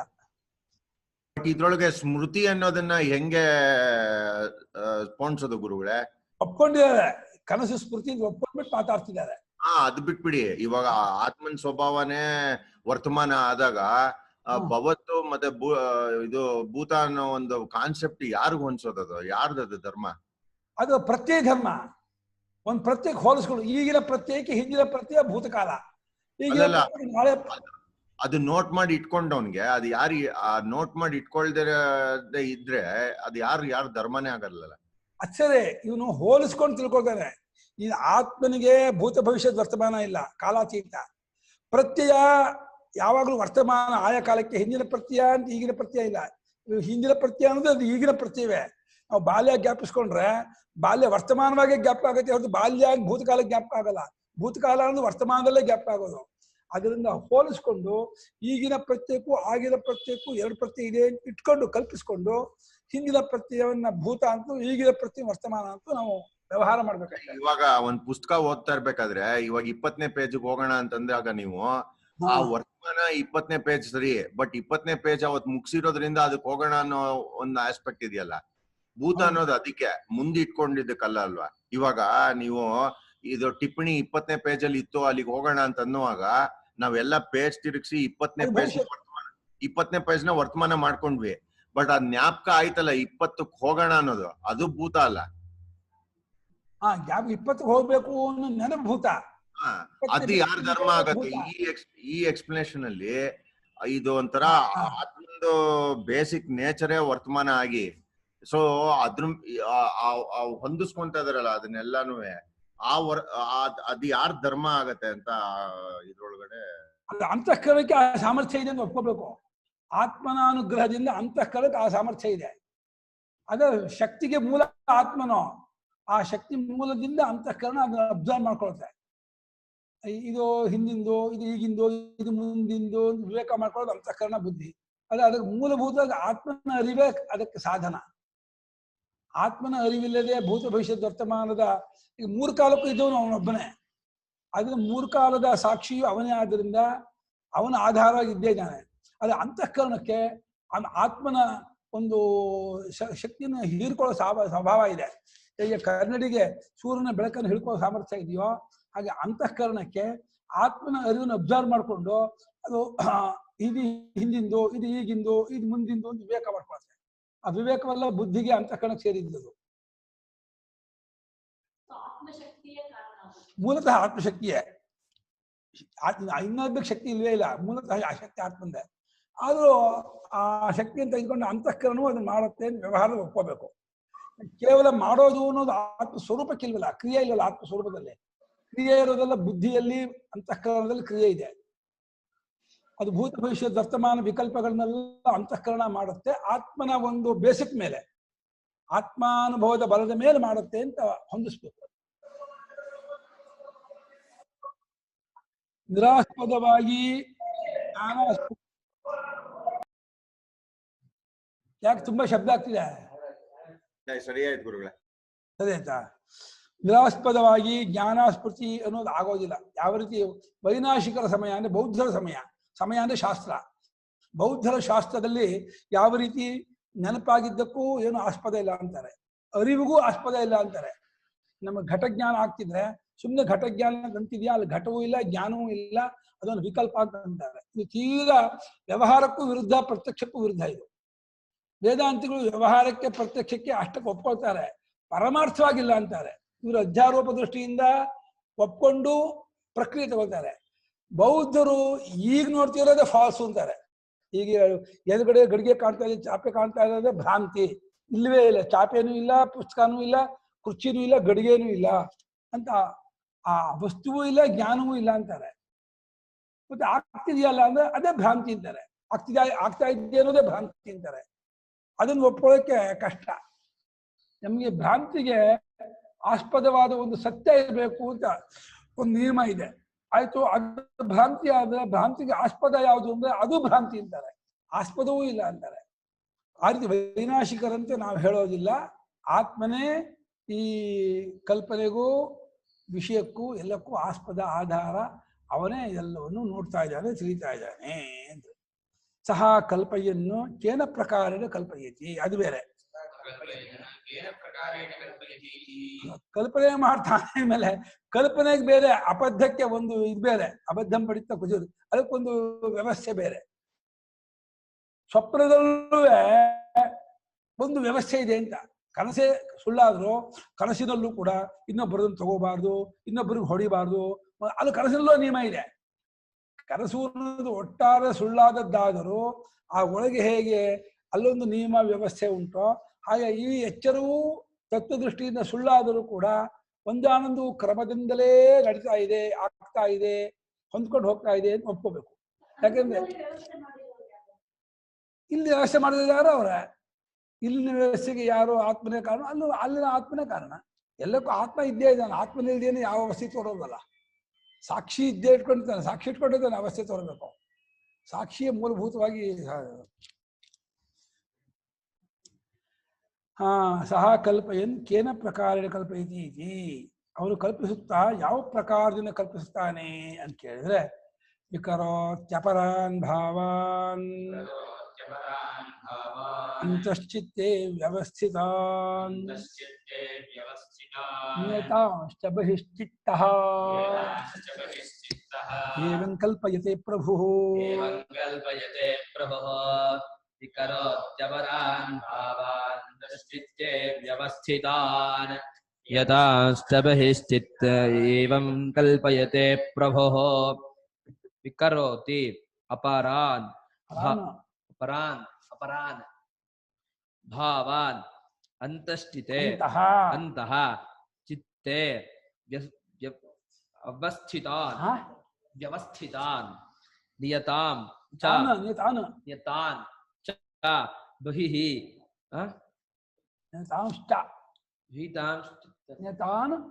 ನಿಯತಾಂ ಚ ಬಹಿಶ್ಚಿತ್ತಃ ಏವಂ ಕಲ್ಪಯತೆ ಪ್ರಭುಃ.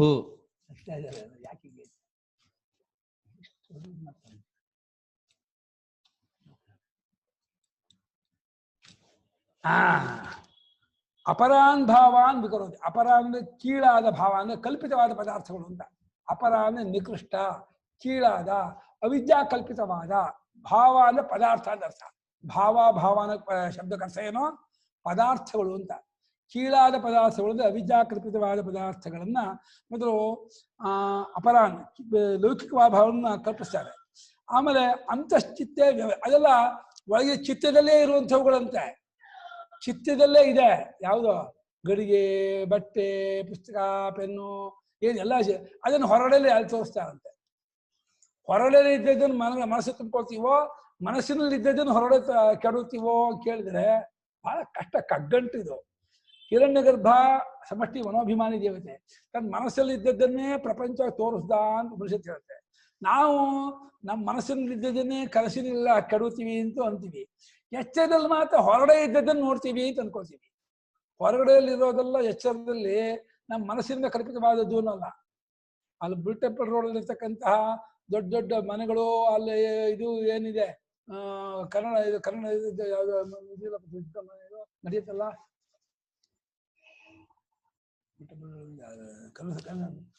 ದೊಡ್ಡ ದೊಡ್ಡ ಮನೆಗಳು, ಸಿನಿಮಾ ಟಾಕೀಸ್ಗಳು,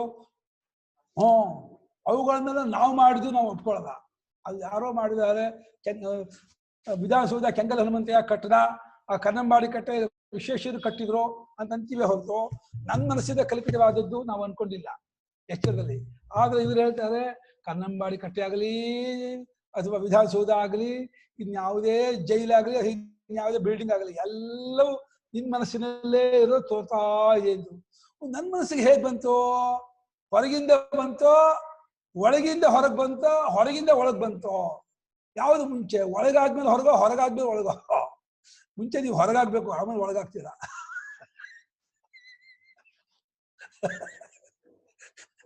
ಅವಿದ್ಯೆಯಿಂದ ಹೊರಗಾದ್ರೆ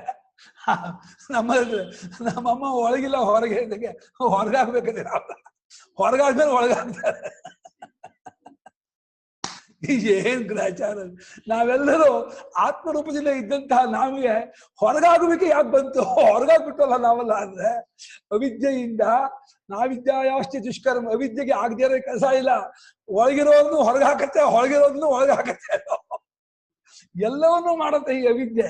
ಹಾಗಾಗಿ ಅಪರಾನ್ ಭಾವನ ಕೀಳಾಗಿರ್ತಕ್ಕ ಪದಾರ್ಥಗಳನ್ನ ಈ ಚಿತ್ತವು ಕಲ್ಪಿಸುತ್ತೆ. ನಿಯತಾಂಶ ಹೊರಗಡೆ ನಿಯತ, ಆಕಾಶ, ವಾಯು, ತೇಜಸ್ಸು, ನೀರು, ಇದು ನಿಯತವಾದದ್ದು. ನಿಯತವಾದದ್ದಾಗಿರ್ತಕ್ಕಂತಹ ಪದಾರ್ಥವನ್ನು ಕಲ್ಪಯತೆ ಪ್ರಭುವಾದ ಆತ್ಮನು ಅದನ್ನು ಕಲ್ಪಿಸ್ತಾನೆ. ಒಳಗಡೆ ಅನಿಯತವಾದದ್ದನ್ನು ಅವನೇ ಕಲ್ಪಿಸ್ತಾನೆ. ಮನಸ್ಸಿನಲ್ಲಿ ಏನೇನೇನು ಕಲ್ಪನಾ ಲೋಕ, ಮನೋರಾಜ್ಯ ಬಂತೋ ಅದಕ್ಕೂ ಆತ್ಮನೇ ಕಾರಣ. ಹೊರಗಡೆ ವ್ಯವಸ್ಥಿತವಾಗಿ ಎಲ್ಲ ಇದೆ ಅಂತಂದ್ರೆ ಅದಕ್ಕೂ ಆತ್ಮನೇ ಕಾರಣ. ನಿಯತವಾದ ಹೊರಗಡೆ ಇರುವ ಆಕಾಶಾದಿ ಪಂಚಭೂತಕ್ಕೂ ಅನಿಯತವಾದ ಮನಸ್ಸಿನಲ್ಲಿ ತೋರುವಂತ ಕಲ್ಪನಾ ಲೋಕಕ್ಕೂ ಯಾರು ಕಾರಣ? ಪ್ರಭು ಯಾರೋ? ಆತ್ಮನೇ ಪ್ರಭು, ಆತ್ಮನೇ ಕಾರಣ. ಯಾಕೆ ಆತ್ಮ ಇದನ್ನ ಮಾಡ್ದ ಅಂತ ಕೇಳಿದ್ರೆ, ನೀವು ನೋಡ್ತಾ ಇರೋದಕ್ಕೆ ಆತ್ಮ ಮಾಡ್ದ ಅಂತ ಉತ್ಸಾಹ ಕೊಟ್ಟೆ ಹೊರತು ಆತ್ಮ ಮಾಡಿಲ್ಲ, ಆಗಿಲ್ಲ, ಉಂಟಾಗಿಲ್ಲ, ತೋರ್ತಾ ಇಲ್ಲ. ನಿಮ್ಮ ಕಲ್ಪನೆಯಿಂದ ತೋರ್ತಾ ಇದೆ ಅಷ್ಟೇ. ಭ್ರಾಂತಿ. ವಿಕರೋತಿ ನಾನಾ ಕರೋತಿ ಅಪರಾನ್ ಲೌಕಿಕಾನ್ ಭಾವಾನ್ ಪದಾರ್ಥಾನ್ ಶಬ್ದಾದೀನ್ ಅನ್ಯಾಂಶ್ಚ ಅಂತಶ್ಚಿತ್ತೆ ವಾಸನಾರೂಪೇಣ ವ್ಯವಸ್ಥಿತಾನ್ ಅವ್ಯಾಕೃತಾನ್ ನಿಯತಾಂಶ್ಚ ಪೃಥಿವ್ಯಾದೀನ್ ಅನಿಯತಾಂಶ್ಚ ಕಲ್ಪನಾಕಾಲಾನ್ ಬಹಿಶ್ಚಿತ್ತ ಸನ್. ನೋಡಿ, ಆತ್ಮನು ಬಹಿಶ್ಚಿತ್ತ ಆಗ್ಬಿಟ್ಟಂತೆ. ನೋಡಿ, ಅವಿದ್ಯೆಯಿಂದ ಕಲ್ಪಿತವಾದ ತೋರಿಕೆಯನ್ನ ಆತ್ಮನು ಬಹಿಶ್ಚಿತ್ತನಾದ ಅಂತ ಒಂದು ಅಧ್ಯಾರೋಪ ಮಾಡಿದ್ರು. ಬಹಿಶ್ಚಿತ್ತ ಚಿತ್ತ ಅಂತ ಆದ್ಮೇಲೆ ಬಹಿಶ್ಚಿತ್ತನಾಗ್ತಾನೋ? ಆತ್ಮನೊಬ್ಬನೇ ಬಹಿಶ್ಚಿತ್ತ, ತಾನೇ ಚಿತ್ತ ಮಾಡ್ಕೊಂಡು ಬಹಿಶ್ಚಿತ್ತನಾದ್ನೋ? ಚಿತ್ತ ಉಂಟಾಗಿ ಬಹಿಶ್ಚಿತ್ತನಾದ್ನೋ? ತಾನಿದ್ದು ಬಹಿಸ್ಸಾಗಿ ಚಿತ್ತನಾದ್ನೋ? ಇದ್ರಲ್ಲಿ ಪೌರಾಪರಿ ಹೇಳಕ್ಕಾಗಲ್ಲ. ಇಲ್ಲಿ ಆಗ್ತಾ ಇರೋದಕ್ಕೆ ವ್ಯವಸ್ಥೆ ಹೇಳಬಹುದೇ ಹೊರತು ಕಾಲಕೃತವಾದಂತಹ ಒಂದು ಕ್ರಮ ಹೇಳಕ್ಕಾಗಲ್ಲ. ಕಾಲದಿಂದ ಅದು ಯಾಕೆ ಏನಾಗುತ್ತೆ ನಿಮಗೆ ಏನಾಗುತ್ತೆ ಹೆಂಗಿದ್ರೆ ಏನಾಗುತ್ತೆ ಅಲ್ಲೇ ನಿಂಗೂ ಅಲ್ಲೇ ಹೋಗಿ ಅಡ್ಡ ಏನು ನಿಮ್ ಪಡ ನೀನು ಅನ್ಪಡ ಅಡ್ಡ ಅದೇನು ಅಡ್ಡ ಅಲ್ಲಿದ್ದೇನು ಅಡ್ಡ ಅಲ್ಲಿದ್ದ ಆ ಪಡೆ ಇರುತ್ತೆ. ಇದೇನಿರುತ್ತೆ ವಿಚಿತ್ರ ಪ್ರಾಣಿಗಳನ್ನು ಅದು ಪುಸ್ತಕ ಇಲ್ವಾ? ಅದನ್ನೇ ಅದು ಇರುತ್ತೆ. ಹಂಗ ಮುಡುಕ್ಬಲ್ಲ ಅದ್ಯಾಕೆ ಮಾಡ್ಬೇಕು? ತೊಳಿಬೇಕು ನೋಡಿ, ಎಲ್ಲ ಹಾಳು ಸರ್ವನಾಶ ಇದರಿಂದ. ಏನ್ ತಂದ್ರು ಒಂದೂ ಉಳಿಸಲ್ಲ. ವಿಕರೋತಿ ಇದು ನಾನಾ ಕರೋತಿ, ಎಲ್ಲವನ್ನು ಬಿಡುಬಿಡಿ ಮಾಡ್ತಾನೆ. ಅಪರ ಲೌಕಿಕವಾದಂತಹ ಪದಾರ್ಥಗಳನ್ನ, ಶಬ್ದಾದಿಗಳನ್ನ, ಇದು ಶಬ್ದ, ಇದು ವಾಹನ ಶಬ್ದ, ಇದು ಪ್ರಾಣಿಗಳ ಶಬ್ದ, ಇದು ಮನುಷ್ಯರ ಶಬ್ದ, ಇಂಥ ಶಬ್ದಗಳನ್ನು, ಹಾಗೆ ರೂಪಗಳನ್ನು, ಇದು ಪ್ರಾಣಿಗಳ ರೂಪ, ಗಿಡಮರ ಬಳ್ಳಿಗಳ ರೂಪ, ಮನುಷ್ಯರ ರೂಪ, ಇದು ಪಕ್ಷಿ ರೂಪಗಳನ್ನ, ಹಾಗೆ ಕ್ರಿಯೆಗಳನ್ನ ಎಲ್ಲವನ್ನೂ ಅಂತಶ್ಚಿತ್ತೆ, ಚಿತ್ತದ ಒಳಗೆ ಇದೆಲ್ಲ ವಾಸನಾರೂಪವಾಗಿದೆ. ಈ ಮನಸ್ಸಲ್ಲಿ ಇದ್ದಾಗಲೇನೆ ಆ ಮನಸ್ಸಿನಲ್ಲಿ ರೂಪಗಳು ತೋರುತ್ತೆ, ಶಬ್ದಗಳು ತೋರುತ್ತೆ, ವಾಸಗಳು ಬರುತ್ತೆ, ಎಲ್ಲವೂ ತೋರ್ಕೊಳ್ಳುತ್ತೆ. ಅಲ್ಲಿದ್ದಂತಹ ಅವ್ಯಾಕೃತವಾದ ಅಂದ್ರೆ ಅವ್ಯಕ್ತವಾದ, ನಮ್ಗೆ ಮುಂಚೆ ತೋರ್ತಾ ಇರಲ್ಲ, ನಮ್ಗೆ ಹೇಗದು ಗುಳ್ಳೆ ಹೇಳ್ತಾ ಇರೋ, ಜಪ ಕೂತ್ರೆ, ಧ್ಯಾನ ಕೂತ್ರೆ ಮನಸ್ಸಿಂದ ಬರ್ತಾ ಇರುತ್ತೆ ವಾಸನೆಗಳು, ಅವ್ಯಕ್ತವಾದ ವಾಸನೆಗಳು ಒಳ್ಳೆ ಪುಂಖಾನುಪುಂಖವಾಗಿ ಬರ್ತಾ ಇರುತ್ತೆ, ಲಹರಿಯಾಗಿ. ಏನು ಯೋಚನೆ ಬರ್ತಾ ಇರುತ್ತೆ ಅಂತಂದ್ರೆ, ದೇಶದ ಯೋಚನೆ, ಮನೆಗಳ ಯೋಚನೆ, ವ್ಯವಹಾರದ ಯೋಚನೆ, ಏನೇನು ಯೋಚನೆ ಮಾಡಿ ಬರುತ್ತೆ ಅಂತ ಹೇಳಕ್ಕೆ ಆಗಲ್ಲ. ಜಪ ಕೂತ್ರೆ, ಧ್ಯಾನ ಕೂತ್ರೆ ಪುಂಖಾನುಪುಂಖವಾಗಿ ಚಿತ್ತಗಳಲ್ಲಿ ಆ ಹಳೆಯ ವಾಸನೆಗಳು ತಾನೇ ಆ ಇದನ್ನ ರೀಲನ್ನ ಇದು ಮಾಡ್ತಾರಲ್ಲ, ರಿಲೇ ಮಾಡ್ತಾರಲ್ಲ, ರೀಲಲ್ಲಿ ಎಲ್ಲ ಇದು ಮಾಡಿರ್ತಾರಲ್ಲ, ರಿಲೇ ಮಾಡ್ತಾರೆ. ಸಿನಿಮಾದಲ್ಲಿ ರೀಲನ್ನು ಇದು ಮಾಡಿ ಪ್ರೊಜೆಕ್ಟರ್ ರಿಲೇ, ಆ ಪ್ರೊಜೆಕ್ಟರ್ ಬಿಡ್ತಾರಲ್ಲ, ಹಾಗೆ ಒಳಗಿದ್ದಂತಹ ವಾಸನಾ ರೂಪ ಅಲ್ಲ, ಅವ್ಯಕ್ತವಾಗಿರೋ ವಾಸನಾ ರೂಪಗಳನ್ನೆಲ್ಲ ಹೊರಗೆ ಬರ್ತಾ ಇರುತ್ತೆ. ಅದು ಹೊರಗಡೆಯಲ್ಲಿ ಪೃಥಿವ್ಯಾದಿ ನಿಯತ ರೂಪಗಳನ್ನು, ಒಳಗಡೆಯಲ್ಲಿ ವಾಸನಾರೂಪವಾದ ಅನಿಯತವಾದ ಶಬ್ದಾದಿಗಳನ್ನು, ಇದು ಕಲ್ಪನಾ ಕಾಲದಲ್ಲಿ ತೋರುವಂತಹ ಪದಾರ್ಥಗಳನ್ನು ಬಹಿಶ್ಚಿತ್ತನಾಗಿ ಮಾಡ್ತಾನಂತೆ.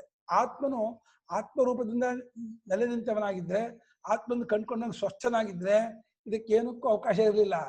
ಆತ್ಮನು ಆತ್ಮರೂಪದಿಂದ ಇರದೆ ತಪ್ಪಿಳಿಕೆಯಿಂದ ಇದ್ದಾನೆ ಅಂತ ಆದವನಾದಾಗ ಈ ಎರಡು ಪ್ರಕಾರವಾದಂತಹ ತೋರಿಕೆಗಳು ಉಂಟಾಗ್ತಾನೇ ಇರುತ್ತೆ. ಇದು ಕಂಟ್ರೋಲೇ ಇಲ್ಲ. ಇವಾಗ ಪೃಥಿವ್ಯಾದಿಗಳನ್ನ ನಾನು ನೋಡಲ್ಲ ಅಥವಾ ನಮಗೆ ಕಾಣಲ್ಲ ಆಗಲ್ಲ. ವ್ಯವಹಾರಕ್ಕೆ ಬಂದ ಮೇಲೆ ಪೃಥಿವ್ಯಾದಿಗಳನ್ನು ಎಲ್ಲವನ್ನು ಇಟ್ಕೊಂಡೇ ವ್ಯವಹಾರ ಮಾಡಬೇಕು. ಒಳಗಡೆಯಲ್ಲೂ ಎಲ್ಲ ಭಾವನೆಗಳು ಬರ್ತಾನೆ ಇರುತ್ತೆ. ಇವನಿಗೆ ಏನೂ ಭಾವನೆ ಬರದಿರೋ ಹಾಗೆ, ಏನೂ ಕಾಣದಿರೋ ಹಾಗೆ ಹಾಗೆ ಮಾಡ್ಕೊಳಕ್ ಆಗೋದೇ ಇಲ್ಲ. ಇಲ್ಲ ತತ್ವಜ್ಞಾನಿ ಆದರೆ ಬಾಧೆ ಮಾಡ್ಬೋದು. ತತ್ವಜ್ಞಾನಿ ಆಗದೆ ಹೋದ್ರೆ ಒಳಗಡೆ ಬರುವಂತ ಭಾವನೆಗಳಿಗೂ ಕಂಟ್ರೋಲ್ ಇಲ್ಲ, ಹೊರಗಡೆ ತೋರುವ ಪಂಚಭೂತಗಳ ತೋರಿಕೆಗೂ ಕಂಟ್ರೋಲ್ ಇಲ್ಲ. ಅದು ತಾನಾಗಿ ಬರ್ತಾ ಇರುತ್ತೆ.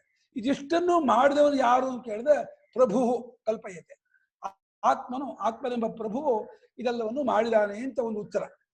ಇದು ಆಗ್ತಾ ಇದ್ದಿದ್ದಕ್ಕೆ ಅವನು ಮಾಡಿದಾನೆ ಅಂತ ಉತ್ತರವೇ ಹೊರತು ಅವ್ನು ಯಾಕೆ ಮಾಡ್ದ, ಅವ್ನು ಯಾಕೆ ಮಾಡ್ಬೇಕಾಗಿತ್ತು, ಅವನ ಹತ್ರ ಯಾರು ಹೇಳಿದ್ರು ಮಾಡೋಕ್ಕೆ, ಅವ್ನು ಮಾಡದೇ ಇದ್ದಿದ್ದೆ ಚೆನ್ನಾಗಿತ್ತಲ್ಲ, ಸೃಷ್ಟಿಯೇ ಮಾಡದೆ ಹೋಗಿದ್ರೆ ನನಗೆ ಇಷ್ಟೆಲ್ಲ ಆತ್ಮಜ್ಞಾನ ಪಡ್ಕೋಬೇಕು ಕಷ್ಟಪಡೋದಾಗಲಿ, ಸಾಧನೆ ಮಾಡೋದಾಗಲಿ, ಈ ಸಂಸಾರ ದುಃಖವಾಗಲಿ ಏನೂ ಇರ್ತಾನೆ ಇರ್ಲಿಲ್ವಲ್ಲ. ಯಾತಕ್ಕೆ ನಮ್ಮನ್ನು ಸೃಷ್ಟಿ ಮಾಡಿ ನಮ್ಮೊಳಗೆ ಪ್ರಪಂಚಕ್ಕೆ ತಳ್ಳಿ ನಮಗೆ ಕಷ್ಟ ದುಃಖೆಲ್ಲ ಕೊಟ್ಟು ಮತ್ತೆ ಸಾಧನೆ ಮಾಡು ಅಂತ ಹೇಳಿ, ಆಮೇಲೆ ತಿಳ್ಕೊ ಅಂತ ಹೇಳಿ, ಆಮೇಲೆ ಆತ್ಮಜ್ಞಾನ ಮುಕ್ತಿ ಇಷ್ಟೆಲ್ಲ ಯಾಕೆ ಮಾಡ್ಬೇಕಾಗಿತ್ತು? ಏನು ನಮ್ಮ ಸೃಷ್ಟಿಯೇ ಮಾಡದೆ ಹೋಗಿದ್ರೆ, ಪ್ರಪಂಚವನ್ನು ಸೃಷ್ಟಿ ಮಾಡದೆ ಹೋಗಿದ್ರೆ ಯಾರು ಅವನನ್ನು ಆಕ್ಷೇಪಣೆ ಮಾಡ್ತಿದ್ರು? ಯಾರು ಬೈತಿದ್ರು ಆತ್ಮನನ್ನ? ಏನೇನ ಸೃಷ್ಟಿಯೇ ಮಾಡಿಲ್ವಲ್ಲ, ನಮ್ಮನ್ನೆಲ್ಲ ಯಾಕೆ ಏನ್ ಮಾಡಿಲ್ಲ ಅಂತ ಯಾರು ಬೈತಿರಲಿಲ್ಲ ಅಂತ ನಾವು ಕೇಳ್ಬಹುದು. ಆದರೆ ಈ ಪ್ರಶ್ನೆಗಳಿಗೆ ಉತ್ತರ ಏನು ಅಂದ್ರೆ, ಸೃಷ್ಟಿ ಆಗಿದೆ ಅಂತ ಇಟ್ಕೊಂಡವರಿಗೆ ಈ ರೀತಿ ವ್ಯವಸ್ಥೆ ಕೊಟ್ಟರೆ ನಿಜವಾಗಿ ನೀವು ಬಂದು ಇಲ್ಲ, ಸೃಷ್ಟಿ ಆಗೇ ಇಲ್ಲ, ಅವ್ನು ಮಾಡಿಯೇ ಇಲ್ಲ, ಯಾರೂ ಇಲ್ಲವೇ ಇಲ್ಲ ಅನರ್ಥಕ್ಕೆ ಗುರಿಯಾದವರು. ನಾನು ಅನರ್ಥಕ್ಕೆ ಗುರಿಯಾಗಿದ್ದೀನಿ, ನಾನು ಬಂದಿದ್ದೀನಿ, ನಾನು ತೋರ್ತಾ ಇದ್ದೀನಿ, ನೀವು ಇಟ್ಕೊಂಡು ಯಾಕೆ ಮಾಡ್ದ, ಯಾಕೆ ಮಾಡ್ಬೇಕಾಗಿತ್ತು ನೀವು ಪ್ರಶ್ನೆ ಮಾಡ್ತಿದ್ದೀರಿ ಹೊರತು ಅವಾಗ ಅದಕ್ಕೆ ಉತ್ತರ ಕೊಡ್ತಾರೆ. ನಿಮ್ಮಗಳ ಅವಿದ್ಯೆಯಿಂದ ಕಲ್ಪನೆಯಿಂದ ಈ ರೀತಿ ಆದದ್ದಪ್ಪ ಅಂತ ಉತ್ತರ ಕೊಡ್ತಾರೆ. ಮಾಡ್ಬೇಕಾಗಿತ್ತ, ಆಗ್ಬೇಕಾಗಿತ್ತ, ಬೇಕಿತ್ತ ಇದು ಅಂತ ಕೇಳಿದ್ರೆ ಮಾಡಿಯೇ ಇಲ್ಲ, ಆಗಿಯೇ ಇಲ್ಲ, ನೀನ್ ಯಾಕೆ ಹಾಗೆ ನೋಡ್ತಾ ಇದೀಯಾ? ನಿನ್ನ ತಪ್ಪು ತಿಳಿಕೆಯಿಂದ ಆದದ್ದನ್ನು ಅವನು ಮಾಡ್ದ ಅಂತ ಅವನ ಮೇಲೆ ಹಾಕ್ತೀಯಾ? ಅದು ನಿನ್ನ ತಪ್ಪು ಕಲ್ಪನೆ. ನೀನ್ ತಪ್ಪು ಕಲ್ಪನೆ ಬಿಟ್ಕೋ. ಈಗಲೇ ಇಲ್ಲ ಪ್ರಪಂಚ, ಈಗಲೇ ಇಲ್ಲ ದ್ವೈತ, ಈಗಲೇ ಇಲ್ಲ ಅನರ್ಥ. ಅವಿದ್ಯೆಯಿಂದ ಕೂಡ್ಕೊಂಡು ಇರುವವರಿಗೆ ಎಲ್ಲ ತೋರ್ತಾ ಇರುತ್ತೆ. ಅದೇ ಅಜ್ಞಾನವೇ ಸರ್ವ ಅನರ್ಥಕ್ಕೂ ಕಾರಣ. ಅದನ್ನು ಬಿಟ್ಕೊಂಡು ಇಲ್ಲಿ ಒಳಗಡೆ ಮನಸ್ಸಿನಲ್ಲಿರ್ತಕ್ಕಂತಹ ಅವ್ಯಕ್ತವಾದ ಕಲ್ಪನೆಗಳನ್ನು ಉಂಟು ಮಾಡ್ತಾನೆ, ಹೊರಗಡೆ ಪೃಥಿವ್ಯಾದಿ ನೀತ ರೂಪಗಳನ್ನು ಈ ದೇವನು ಕಲ್ಪನೆ ಮಾಡ್ತಾನೆ ಅಂತ ಒಂದು ಹಂತದ ಒಂದು ಇದನ್ನು ಕೊಡ್ತಾ ಇದ್ದಾರೆ, ಉತ್ತರ ಕೊಡ್ತಾ ಇದ್ದಾರೆ. ತಥಾ ಅಂತಶ್ಚಿತ್ತೆ ಮನೋರಥಾದಿ ಲಕ್ಷಣಾನ್ ಇತಿ ಏವಂ ಕಲ್ಪಯತಿ. ಅಂತಶ್ಚಿತ್ತನಾಗಿ ಬಹಿಶ್ಚಿತ್ತನಾದವನು ಅವನೇ, ಅಂತಶ್ಚಿತ್ತನಾದವನು ಅವನೇ. ಯಾಕಂದ್ರೆ ಇನ್ನೊಬ್ಬ ಚೇತನ ಇಲ್ಲವೇ ಇಲ್ಲ, ಒಬ್ಬನೇ ಚೇತನ. ಅವನೇ ಬಹಿಶ್ಚಿತ್ತನಾದಾಗ ಪಂಚಭೌತಿಕವನ್ನು ಕಾಣ್ತಾನೆ, ಅಂತಶ್ಚಿತ್ತನಾದಾಗ ಕಲ್ಪನಾ ಕಾಲ ಚಿತ್ರ ನೋಡ್ತಾ ಇರ್ತಾನೆ. ಎರಡನ್ನೂ ಬಿಟ್ಟು ನಿದ್ದೆಯಲ್ಲಿದ್ದಾಗ ತಾನೇ ತನ್ನ ಸ್ವಸ್ಥನಾಗಿರ್ತಾನೆ. ತಿಳ್ಕೊಂಡ್ರೆ ಮೂರವಸ್ಥೆ ಇಲ್ಲ. ಹೇಗಿದೆ ಅನುಭವ ಅಂದ್ರೆ, ತಪ್ಪು ತಿಳುವಳಿಕೆಯಿಂದ ಅಂತಶ್ಚಿತ್ತನಾದ ಕಲ್ಪನಾ ಲೋಕದಲ್ಲಿ ಇರ್ತಾರೆ, ಅದೇ ತಪ್ಪು ತಿಳುವಳಿಕೆಯಿಂದ ಬಹಿಶ್ಚಿತ್ತನಾದ ವ್ಯವಹಾರಕ್ಕೆ ಮುಳುಗ್ಬಿಟ್ಟ, ಪ್ರಪಂಚಕ್ಕೆ ಮುಳುಗ್ಬಿಟ್ಟ. ಈ ಎರಡು ಪ್ರಕಾರವಾದ ಇದನ್ನು ಬಿಟ್ಟ ಆತ್ಮ ಮಾತ್ರವಾಗಿರ್ತಾನೆ ನಿದ್ದೆಯಲ್ಲಿ. ಅದು ಕೂಡ ಭ್ರಾಂತಿಯೇ, ಅದು ಕೂಡ ಇಲ್ಲ ಅಂತ ತಿಳ್ಕೊಂಡ, ಸತ್ಯವನ್ನು ಕಂಡುಕೊಂಡ ಅಂದ್ರೆ ಅವಸ್ಥೆಗಳೇ ಇಲ್ಲ. ಅವಸ್ಥಾ ಅತೀತನಾಗಿ ಸ್ವಸ್ಥನಾಗ್ಬಿಡ್ತಾನೆ. ಈ ರೀತಿ ಮನೋರಥಾದಿ ಲಕ್ಷಣ ಆ ಪ್ರಕಾರದ್ದಾಗಿರುವ ಅಂತಶ್ಚಿತ್ತದಲ್ಲಿರ್ತಕ್ಕಂಥ ಅವನೇ ಕಲ್ಪಿಸ್ಕೊಳ್ತಾ ಇದ್ದಾನೆ ಅಂತ. ಈ ಕಲ್ಪಿಸ್ಕೊಳ್ತಾ ಇದ್ದಾನೆ ಅಂದ್ರೆ ಇಟ್ಕೊಂಡು ಅವನೇ ಕಣಪ್ಪ ಉತ್ತರ ಕೊಡ್ತಾ ಇರೋದು. ಅವನ್ ಮಾಡ್ತಾ ಇದ್ದಾನೆ ಅಂತಲ್ಲ, ಮಾಡ್ತಾ ಅವನೇ ಅಂತ ಉತ್ತರ. ಅವನು ಮಾಡ್ತಾ ಇದ್ದಾನೆ, ನಾವು ಒತ್ತಾ ಇಲ್ಲ. ಒತ್ತಾ ಇರೋದು ಎಲ್ಲಿಗೆ? ಕ್ರಿಯಾಪದಕ್ಕೆ ಸ್ಟ್ರೆಸ್ ಮಾಡ್ತಾ ಇಲ್ಲ. ಆಗ್ತಾ ಇರೋದಕ್ಕೆ ಅವನು ಅಂತ, ಅವನನ್ನು ನಾವು ಸ್ಟ್ರೆಸ್ ಮಾಡ್ತಾ ಇದೀವಿ ಹೊರತು ಮಾಡ್ತಾ ಇದ್ದಾನೆ ಅನ್ನೋದನ್ನು ಸ್ಟ್ರೆಸ್ ಮಾಡ್ತಾ ಇಲ್ಲ, ಒತ್ತಾ ಇಲ್ಲ. ಯಾಕಂದ್ರೆ ಮಾಡಿಲ್ಲ, ಆಗಿಲ್ಲ, ಬಂದಿಲ್ಲ, ಕಾಣ್ತಾ ಇಲ್ಲ, ನೋಡ್ತಾನೂ ಇಲ್ಲ. ಅದರ ಭ್ರಾಂತಿ, ಅವಿದ್ಯೆ, ಬರೀ ತಪ್ಪುಳಿಕೆಯಿಂದ ನೋಡ್ತಾ ಇದ್ದೀರ. ಏನು ಬಂದಿಲ್ಲ, ಏನು ಹೋಗಲ್ಲ, ಏನು ಆಗಿಲ್ಲ. ಆದ್ರೆ ಒಪ್ಕೊಳಕ್ಕಾಗಲ್ಲ. ಅಯ್ಯೋ ಇಷ್ಟೆಲ್ಲ ಕಾಣ್ತಾ ಇದೆ, ಆಗಿಲ್ಲ, ಬಂದಿಲ್ಲ, ನೋಡಿಲ್ಲ ಅಂದ್ರೆ ಏನ್ರಿ ನೀವು ಹಿಂಗೆ ಹೇಳ್ತೀರಾ? ಪ್ರತ್ಯಕ್ಷ ಕಾಣ್ತಾ ಇರೋ ಪ್ರಪಂಚವನ್ನೇ ಅಲುಗಳ್ತೀರಲ್ಲ ಅಂದ. ಸರಿ, ಇದೆಲ್ಲ ಆಗಿದೆಯಾ, ಎಲ್ಲಾಗಿದೆ, ಎಲ್ಲಕ್ಕೆ ಅವನೇ ಕಾರಣ ಅಂತ ಹೇಳೋದಷ್ಟೇ. ಅವನು ಪ್ರಭು ಈಶ್ವರ ಆತ್ಮ ಇತ್ಯರ್ಥ. ಅವನು ಪ್ರಭು, ಅವನು ಸಮರ್ಥ, ಅವನು ಈಶ್ವರ. ಯಾಕೆಂದ್ರೆ ಜ್ಞಾನೇಶ್ವರ ಶಕ್ತಿ ಬಲ ವೀರ್ಯ ತೇಜೋಭಿ ಸದಾ ಸಂಪನ್ನ. ಆ ಪರಮಾತ್ಮ ಅಪ್ರತಿಹತವಾದ ಜ್ಞಾನ, ಪರಿಪೂರ್ಣ ಜ್ಞಾನ, ಪರಿಪೂರ್ಣವಾದ ಐಶ್ವರ್ಯ, ಪರಿಪೂರ್ಣವಾದಂತಹ ಶಕ್ತಿ, ಎಲ್ಲವೂ ಪರಿಪೂರ್ಣವಾಗಿರುವಂತಹ ಆ ಸಮಸ್ತ ಕಲ್ಯಾಣ ಗುಣಾಭಿರಾಮ, ಸಮಸ್ತ ಕಲ್ಯಾಣ ಗುಣಗಳಿಗೆಲ್ಲ ಆಕಾರ ಸ್ಥಾನ. ಈ ಜೀವನಿಗೆ ಯೋಚನೆ ಮಾಡೋಕ್ಕೂ ಆಗದ, ಕಲ್ಪಿಸ್ಕೋಕ್ಕೂ ಆಗದೇ ಇರುವಂತಹ ಒಂದು ಅಚಿಂತ್ಯ ಅದ್ಭುತ ಶಕ್ತಿಯಿಂದ ಈ ರೀತಿಯಾಗಿ ತೋರ್ಕೊಳ್ತಾನೆ, ಈ ರೀತಿ ಮಾಡ್ತಾನೆ ಅಂತ ಉತ್ತರ. ಮಾಡಿದ್ದಕ್ಕೆ ಇದು ಪ್ರಶ್ನೆ, ಉತ್ತರ. ಮಾಡಿದ ಯಾರು ಪ್ರಶ್ನೆಗೆ ಉತ್ತರ ಇದು. ಪ್ರಶ್ನೆ ಏನಿದೆಯಾ? 2 ನಿಮಿಷ ಇದೆ. 1 ನಿಮಿಷ ಇದೆ ಗುರುಗಳೇ. ಒಂದು ಸೆಕೆಂಡ್. ನೀವು ಸ್ಮೃತಿ ಅನ್ನೋದಕ್ಕೆ ಹೇಳಿದ್ರಲ್ಲ, ಸ್ಮೃತಿ ಅನ್ನೋದು ಎರಡು ತರ ಹೇಳ್ಬೋದು. ಒಂದು ಚೈತನ್ಯ ಒಂದು ಅವಸ್ಥೆನಲ್ಲಿ ಪ್ರಮಾತೃ ರೂಪದಿಂದ ತಾನು ಏನ್ ಅನುಭವಿಸ್ತು, ಇನ್ನೊಂದು ಅವಸ್ಥೆಯಲ್ಲಿ ಪ್ರಮಾತೃ ರೂಪದಿಂದ ಅದನ್ನೇ ಹೊರಗೆಡುವುದು ಅಂತ. ಅಥವಾ ನೀವು ವರ್ತಮಾನ ಅಂತ ಇನ್ನೊಂದು ಹೇಳಿದ್ರಲ್ಲ, ನಿತ್ಯ ವರ್ತಮಾನ, ಸ್ಮೃತಿ ಅನ್ನೋದು ವರ್ತಮಾನನೇ ಅಂತ. ಅಂದ್ರೆ ಹಿಂದಾಯ್ತು ಅಂತ ಅಂತಿರೋದು ಈಗಿನ ಒಂದು ಪ್ರತ್ಯಯವೇ ಅಂತ. ಹಾಗಾದಾಗ ಒಂದು ಪ್ರತ್ಯಯದಿಂದ ಇನ್ನೊಂದು ಪ್ರತ್ಯಯಕ್ಕೆ ಆಧಾರ ಯಾಕೆ ಬೇಕು? ಬೇಕಿಲ್ಲ. ನಿತ್ಯ ವರ್ತಮಾನ ಆಗೋದ್ರೆ ಏನ್ ಆಧಾರನೂ ಬೇಡ ಅಲ್ವಾ? ಬೇಕಿಲ್ಲ. ಆದ್ರೆ ಇವನಿಗೆ ಉತ್ತರ ಕೊಡದೆ ಹೋದ್ರೆ ಸಮಾಧಾನ ಆಗಲ್ಲ. ಈ ಸ್ಮೃತಿ ಹೇಗ್ ಬಂತು? ಹಿಂದಿನ ಸ್ಮೃತಿ ನೆನ್ನೆನೂ ಒಂದು ಗ್ಯಾಪ್ ಆಯ್ತು, ಇವತ್ತು ಗ್ಯಾಪ್ ಆಯ್ತು, ಮತ್ತೆ ಮುಂದೂ ಕೂಡ ಹೇಗೆ ಗ್ಯಾಪ್ ಆಗತ್ತಲ್ಲ. ಎಲ್ಲಾ ಸ್ಮೃತಿಗೂ ಒಂದು ಆಧಾರ ಇರ್ಬೇಕಲ್ಲ ಇವನ ಪ್ರಶ್ನೆ. ಅದಕ್ಕೆ ಉತ್ತರ ಕೊಟ್ಟಿದ್ದು ಆತ್ಮ ಅಂತ. ನಿಜ ಹೇಳೋದಾದ್ರೆ ಆತ್ಮನೇ ಸ್ಮೃತಿ ರೂಪದಿಂದ ತೋರ್ಕೊಳ್ಳೋದು. ಸ್ಮೃತಿ ಅನ್ನೋದು ಆತ್ಮನ ಬಿಟ್ಟು ಇಲ್ವೇ ಇಲ್ಲ. ಗುಳ್ಳೆಯ ರೂಪದಿಂದ ಹೇಗೆ ನೀರೇ ತೋರ್ಕೊಳ್ಳೋದು, ಆತ್ಮನೇ ತತ್ತತ್ಕಾಲದ ಸ್ಮೃತಿ ರೂಪದಿಂದ ಇದು ಅಂತ ಇದ್ದಾನೆ ಹೊರತು ಆತ್ಮನ ಬಿಟ್ಟು ಮನಸ್ಸೆಂಬುದು ಇಲ್ವೇ ಇಲ್ಲ. ಆತ್ಮನೇ ಮನಸ್ಸಾಗಿ ಮನೋದೃಶ್ಯಮಿದಂ ದ್ವೈತ ಬಂದ್ರೆ ಮನೋರೂಪನಾದ ಆತ್ಮನಿಗೆ ಇದೆಲ್ಲವೂ ದೃಶ್ಯ, ಮನಸ್ಸೇ ದೃಶ್ಯ. ಮತ್ತೆ ಇನ್ನೊಂದು ಹೇಳಿದ್ರಲ್ಲ, ಕನಸನ್ನು ಕಾಣುವಾಗ ನಮ್ಗೆ ಎಲ್ಲ ಕಲ್ಪನೆ ಅಂತ ಅನ್ಸತ್ತೆ, ಆದ್ರೆ ಎಚ್ಚರನ ಕಾಣುವಾಗ ಒಳಗಡೆ ಹೊರಗಡೆ ಎರಡಿರುತ್ತೆ ಅಂತ. ಕನಸನ್ನ ನಾವು ವಿಮರ್ಶೆ ಮಾಡುವಾಗ ಕನಸು ಕಾಣ್ತಿರೋ ಸ್ಥಾನದಲ್ಲಿ ನಿಂತ್ಕೊಂಡು ವಿಮರ್ಶೆ ಮಾಡ್ತೀವಿ. ಎಚ್ಚರದಲ್ಲಿ ಕನಸಿನೊಳಗಿರೋ ಪ್ರಮಾತೃ ಇರ್ತಾನಲ್ಲ, ಅವನ ಸ್ಥಾನದಲ್ಲಿ ನಿಂತ್ಕೊಂಡು ವಿಮರ್ಶೆ ಮಾಡ್ತೀವಿ. ಹಾಗಾಗಿ ಎರಡಕ್ಕೂ ಭೇದ ಬರುತ್ತೆ. ನಾವು ಕನಸನ್ನ ನೋಡುತ್ತಿರುವ ಸಾಕ್ಷಿ ಕಡೆ ನೋಡೋಲ್ಲ, ಕನಸಿನ ಒಳಗಿರೋ ಪ್ರಮಾತ್ರ ನೋಡ್ತೀವಿ. ಎಚ್ಚರವನ್ನು ನಾವು ಉಲ್ಟಾ ಕನಸು ಕಾಣ್ತಿರೋ ಒಂದು ಸ್ಥಾನದಲ್ಲಿ, ಕನಸು ಒಳಗಿರೋ ಒಂದು ದೃಷ್ಟಿಯಿಂದ ನೋಡಲ್ಲ, ಇಡೀ ಕನಸನ್ನೇ ನೋಡ್ತಾ ಇರೋದು ತಗೊಳ್ತೀವಿ. ಇಡೀ ಎಚ್ಚರದಲ್ಲಿ ಒಳಗಿರೋ ಪ್ರಮಾತ್ರ ಆಗ್ಬಿಡ್ತೀವಿ. ಕರೆಕ್ಟ್, ಅದು ನಿಜ. ಅದು ಹಾಗೆ ಕನಸಿನ ಜ್ಞಾಪಕ ಆಗುವಾಗ ಇಡೀ ಕನಸಿನ ಅವಸ್ಥೆ ಒಟ್ಟಿಗೆ ಜ್ಞಾಪಕ ಆಗುವಾಗ ಸಾಕ್ಷಿಗೆ ಅದು ಆಗೋದು. ಪ್ರಮಾದ ತಗೊಳ್ಳೋದೇ ಇಲ್ಲ. ಪ್ರಮಾದ ಕಡೆಯಿಂದ ವಿಚಾರ ಮಾಡಿದ್ರೆ ಎರಡು ಸಮಾನವಾಗತ್ತೆ. ಆ ಪ್ರಮಾದ ಎರಡು ವ್ಯತ್ಯಾಸ ಇಲ್ಲ. ಅನುಪಮಮ್ಮ ಪ್ರಶ್ನೆ ಮಾಡಿಮ್ಮ.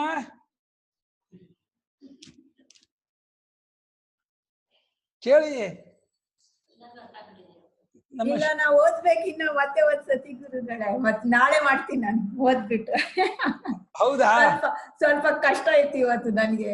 ಇವತ್ತು ಮತ್ತೆ ಓದ್ಬೇಕು. ಅಲ್ಲ, ಕಷ್ಟ ಏನ್ ಕಷ್ಟ ಆಯ್ತು ಅದನ್ನೇ ಕೇಳಿ, ಅದನ್ನೇ ಹೇಳ್ತೀನಿ. ಯಾವ್ದು ಕಷ್ಟ ಆಯ್ತು, ಯಾವ್ದು ಅರ್ಥವಾಗ್ಲಿಲ್ಲ ಅಂತ ಕೇಳಿ, ಅದನ್ನ ಅರ್ಥ ಮಾಡೋಣ. ಅರ್ಥವಾಗಿ ನಾನು ಬಂದಾಗ ಮಾತಾಡ್ತೀನಿ. ಬರ್ತಾ ಇದೀನಿ ಬರೋ ವಾರ. ಅವಾಗ ಬಂದಾಗ ನಿಮಗೆ ಕರೆಕ್ಟ್ ಆಗಿ ಕೇಳ್ತೀನಿ. ಇಲ್ದಾದ್ರೆ ಎಲ್ಲರಿಗೂ ಮತ್ತೆ ವೇಟ್ ಮಾಡ್ಬೇಕಾಗತ್ತೆ. ಶ್ವೇತಾ ಅಮ್ಮ ನೀವು ಕೇಳಿಮ್ಮ. ಶ್ವೇತಾ